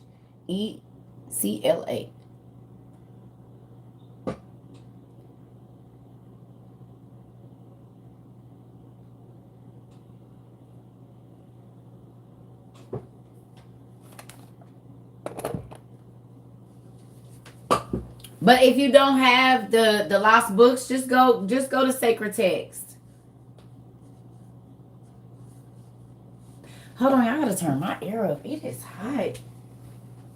Give me 2 seconds, y'all. I'm gonna give y'all some time to get there because this is a very interesting story.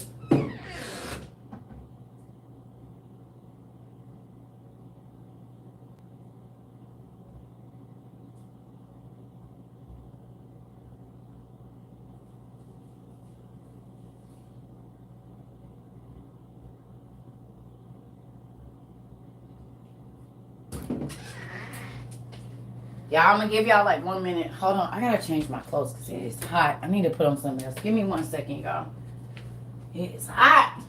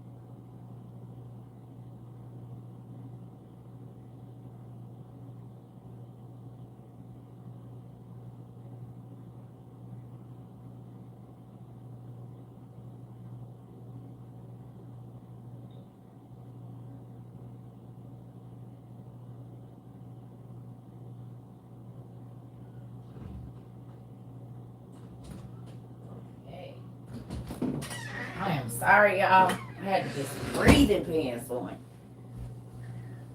Them pants don't breathe. All right. Everybody got it? Everybody got it?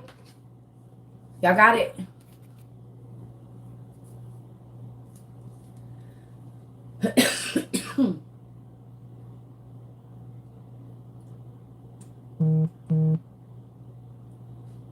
Thank you.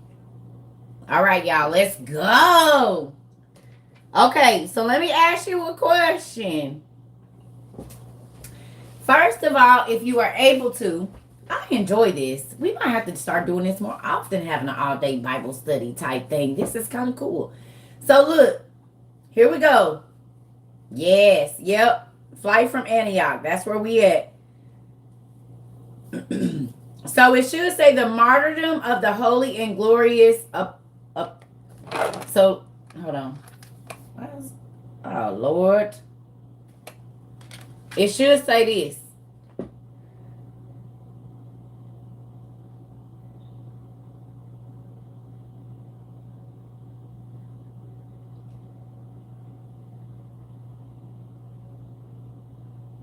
We in Paul and Thecla. You're gonna have to go to if you don't have the Lost Books of the Bible by William Hone. If you have this book, the Lost Books of the Bible by William Hone, you can go to page 99. But if you don't have this, you can go to internet, Sacred Text Internet Archive or sacredtext.com or whatever it is, and type in Paul and Thecla, and it's gonna come up. Oh, thank you so much, Jamisa. Thank you. I appreciate you. See, our people, we share info around here. Most folks be trying to keep everything a secret, and we actually love on our people. Now, no, I won't tell y'all where I got my really expensive books from, because there's like 4 more books I want to get before y'all buy them all and raise the prices, because they're collectors. So now, I gotta wait on that. Because y'all buy everything. Them books will be $10,000 fooling with y'all. And I ain't got the man to buy the $10,000 book yet. So I got to wait. I can't tell y'all. Y'all know what though? Y'all want to hear something crazy? Do y'all?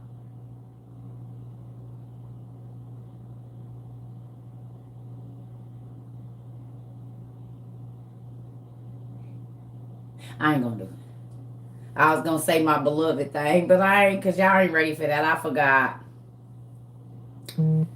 It's some Christian folks on here. Let me not. I gotta wait till Friday when the grown folks is out. I was about to do my beloved, but I ain't gonna do it. Thank you. Okay, so look, let's read, y'all. Y'all ready? I was about to do it. I ain't gonna do it.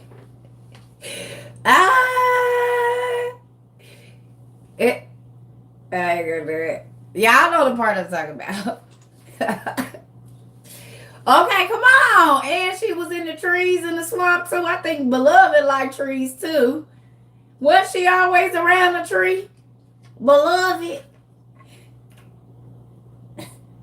He said beloved. Beloved. Daddy glove roll. Wrinkle step. Get.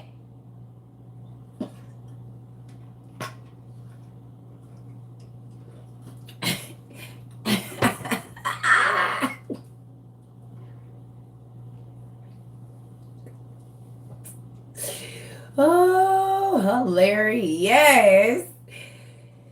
Okay. All right. So, see, I watch movies that, look at this. This is why I tell y'all locks is an individual journey, because how is this even possible?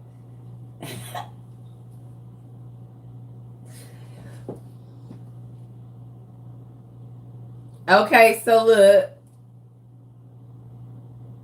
It probably is based on a real story. Sacred Text Internet Archive, Paul and Thecla. I'm always going to talk about tree branches and kickstands because I live in duality. No, I'm just playing. Moving on. So I need y'all. I need y'all. I need y'all to write down 2 names right now. 3. Y'all ready? I'm single. What y'all think I think about? Other than the Bible. Other than the word. My grandkids, my kids, and then we'll come after that. I'm 42. Anyway. When y'all gonna front and act like y'all minds is just clean. That ain't the deal over here. So with that, I have to pray every day. Every day. Y'all gonna be fake. I'm gonna confess my sins. God can't help me.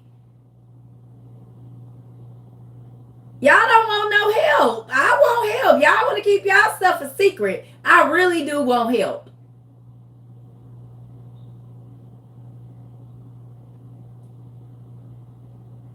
I done told y'all I'm a dirty business.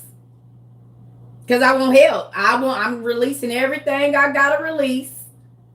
Because when I leave this shell, my avatar, I don't want nothing holding me to a place that I don't want to be in.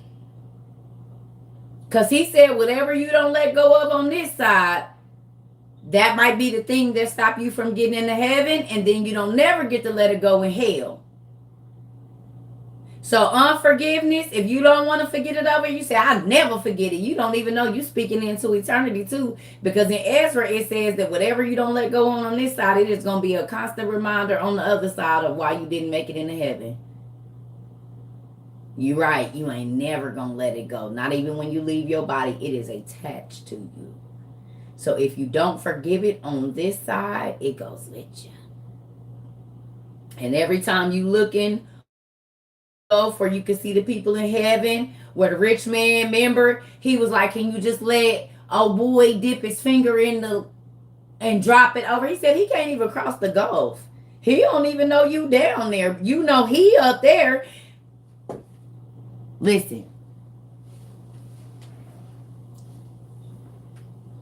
Do y'all realize how much of a torture that would be, that the people in hell are going to be able to see the people in heaven, but the people in heaven are not going to be able to see you, and they won't even remember you? That's the one thing. There's no sadness in heaven.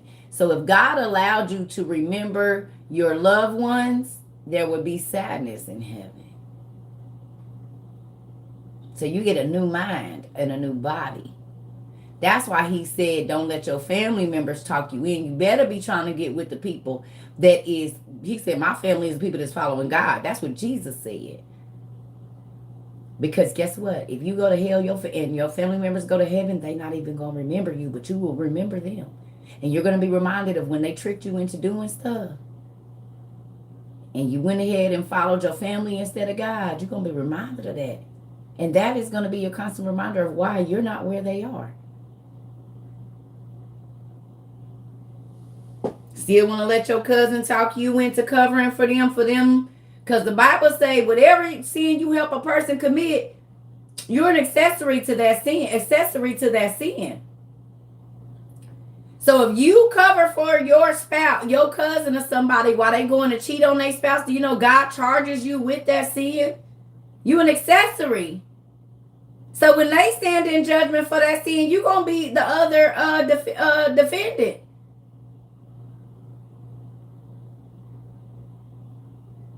You cover for somebody while they stealing, that goes on your record too. You say, oh, it ain't me. I didn't do it, but you did. You was in the car.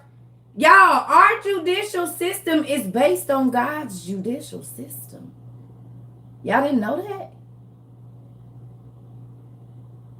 We get our judicial system from his judicial system. His ain't corrupt. It's fair. He only gonna charge you for the stuff you really did do. Here they charge you for stuff you didn't and you sit. But God's court is just.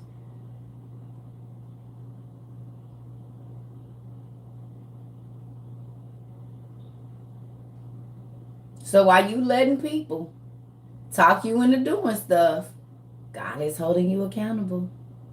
When they call you and say, girl, we're not with you.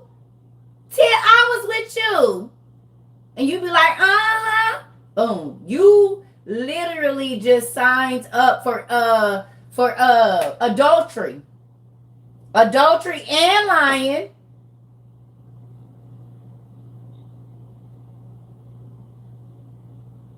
And if any wrong things happen after that, you are part of all of it because you instituted it happening. And I don't even know if that's the word or not, but y'all know what I mean. You was a part of it. So every one of your homeboys you covered for while he was lying to his girl and he went and committed more fornication, you did too. Cheese.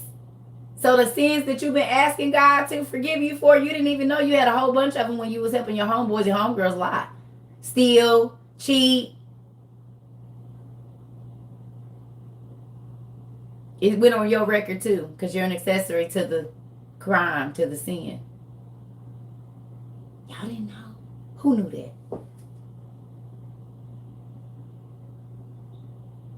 Who knew?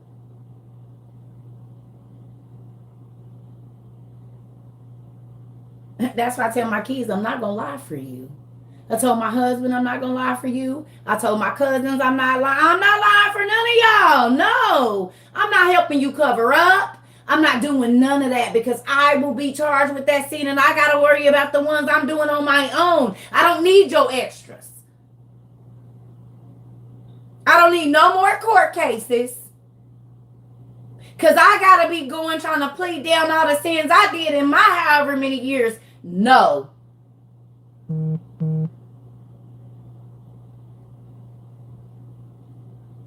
that's why I tell y'all when folks come here, what you think about the LGBTQ, I think what you do with your parts, you going to be judged for, just like I am.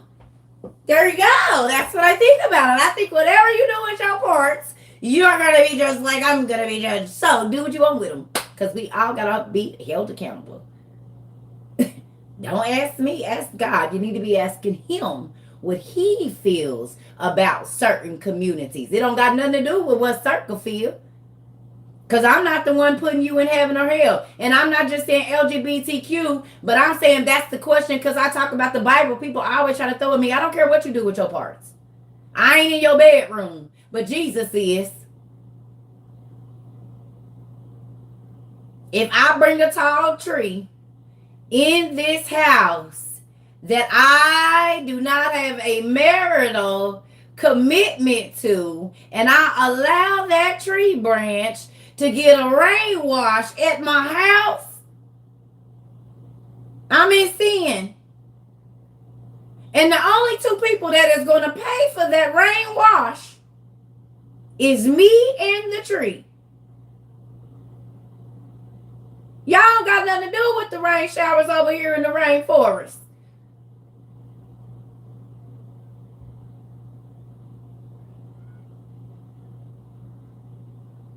Nope. Just me and the trees.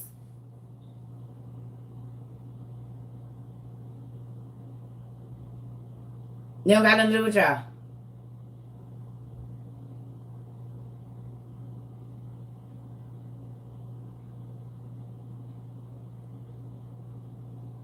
So what you do with your trees and your waterfalls at your house, so you. Don't have nothing to do with me.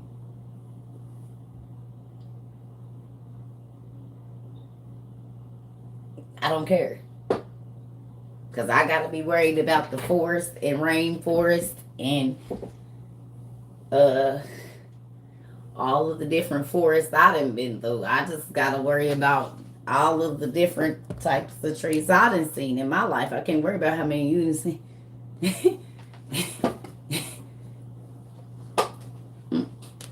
No, I'm trying to figure out how I'm going to explain the ones I walked past and touched and climbed. I cannot be worried about the trees that you climbed. or the rain shower, sir, that you allowed yourself to be in. I can't be a part of that. I don't know, because I gotta figure out if I'm just gonna tell him. Well, I wasn't really trying to climb the tree. I thought I saw something up in the tree, and then cause and then it just started raining everywhere. I don't know what happened. So I was getting under the tree because I was trying to stay covered. Trying to figure out how I be thinking about it all the time, how I'm gonna excuse all of the trees that I decided to stand under. Or however you say that. Yeah. Oh, Lord, because see, I know you cursed that one tree, but not all of them withered like that one. Y'all remember that one tree wasn't producing nothing and he withered it up. Well, I didn't seem to run into too many withered trees, so they branches seem to be good and strong. And maybe that was my problem. Maybe I should have been running into some withered ones. I don't know. Anyway, moving on. So with that, that's right. Now, it was raining and I just needed to be covered up or something. I don't know. Like, I don't want to talk about no fruit or nothing because that's how see, you going to say you was looking at the fruit on the tree. I ain't trying to associate myself with Eve at all because she still got to be judged for giving Adam the fruit. So I'm not going to bring that up in court. Because, no, I'm not going to bring that up in court. I'm not going to bring up the fruit that they ate at the beginning of the earth because the whole world is being judged right now and it's starting with Adam and Eve. And I don't want him to go back and get mad thinking about what she did. So I'm not going to talk about the fruit on the tree. I'm just going to talk about the rain and the water. That's all. That's it. I ain't going to talk about no fruit or nothing because that might get him upset. His eyes might start glowing or something. Did you see what he did to Adam and Eve? What about fruit? I'm not bringing up no fruit in court. Absolutely not. I don't think you should either. I don't think that'll be a good idea. That's the reason the whole world was ruined. Piece of fruit in a tree. A piece of fruit in the tree. X-nay on the fruit A. X-nay on the fruit A. Like, no. What? Oh. Don't get in court and bring them the dang fruit. Is you crazy? X-nay on the fruit A. I'll be in the back like this. Just talk about the trees. Just talk about the trees. No. Don't talk about the fruit. Like, X-nay on the fruit. No. Don't bring that up. I don't think that'll be a good idea. Your Honor, I'm going to interject. Don't bring up the damn fruit. Don't bring up any slithery animals either. I don't think that'll be a good idea. The judge kind of has, you know how they have to prep you for certain judges, like don't go in there acting a certain way, or they don't bring up no slithery animals. And I would just, if he asks you about the trees, just say you were getting some cover, you were trying to find some shelter or something. Like don't bring up animals or fruit. Like don't. I'm telling you now, it's going to make his eyes glow. So I just wouldn't. If I were you, I think I wouldn't do any of that. I don't think you're going to win your case if you do that. I don't think you're going to win. I think that's exculpatory. You want that to be whatever the evidence that they throwed out, that they can't bring up. That's the evidence I want. It was found under, they didn't have a warrant when they came in asking for that, Your Honor. So that got to be thrown out. Like, that's how I think about it. Because we going to court. We going to be judged. Y'all do realize we going to be judged. And Satan, Lucifer, and his fallen angels are going to be the prosecutors.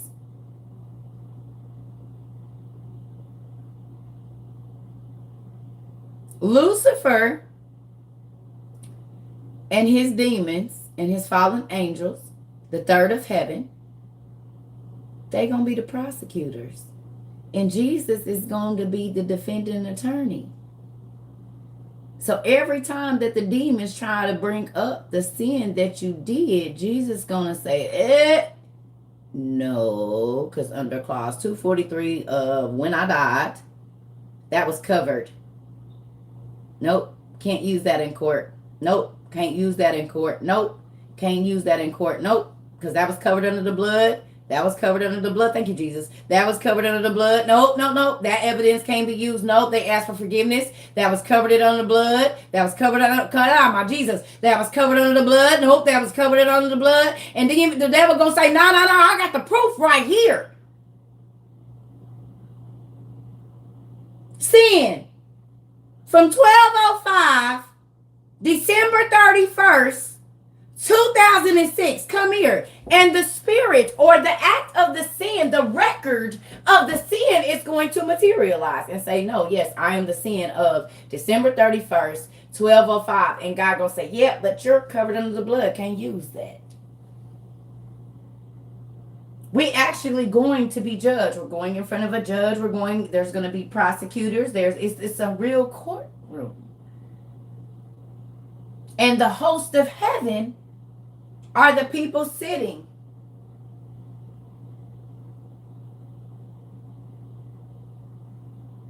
Y'all better read Enoch. It's good. Read Ezra. It's good. So while you letting people tell you only live once, that's a lie. YOLO, it's not the truth. You live twice.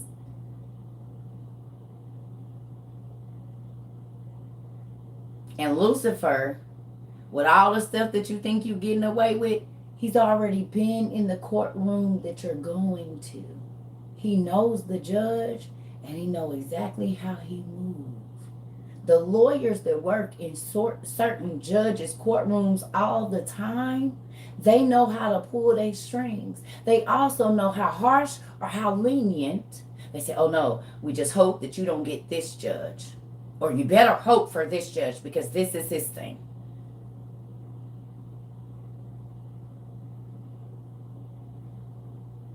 Lucifer has not been completely judged, but he's already seen the courtroom of God. He know how the judge move. He know how he work. He know when he gonna throw the gavel down and when he ain't. Like he's been around him.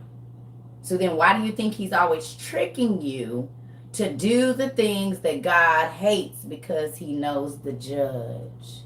It's almost like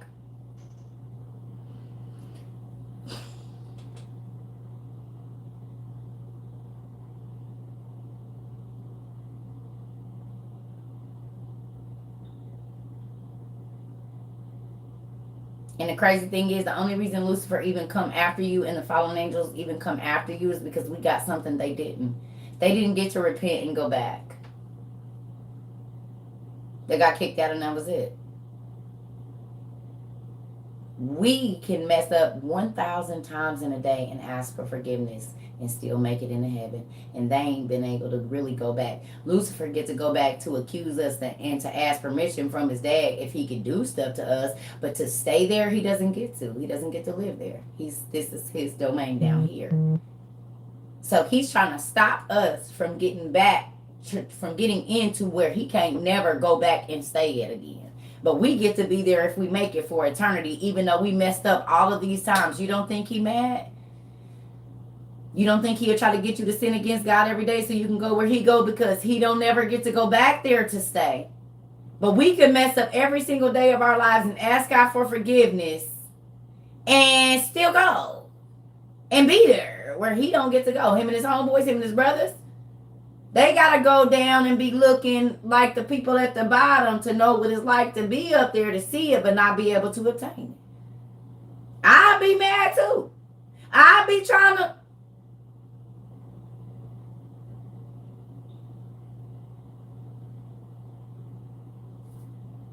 Now y'all wonder why he keep trying to give y'all everything y'all want and let y'all sneak and think that nobody see? Because he know God see.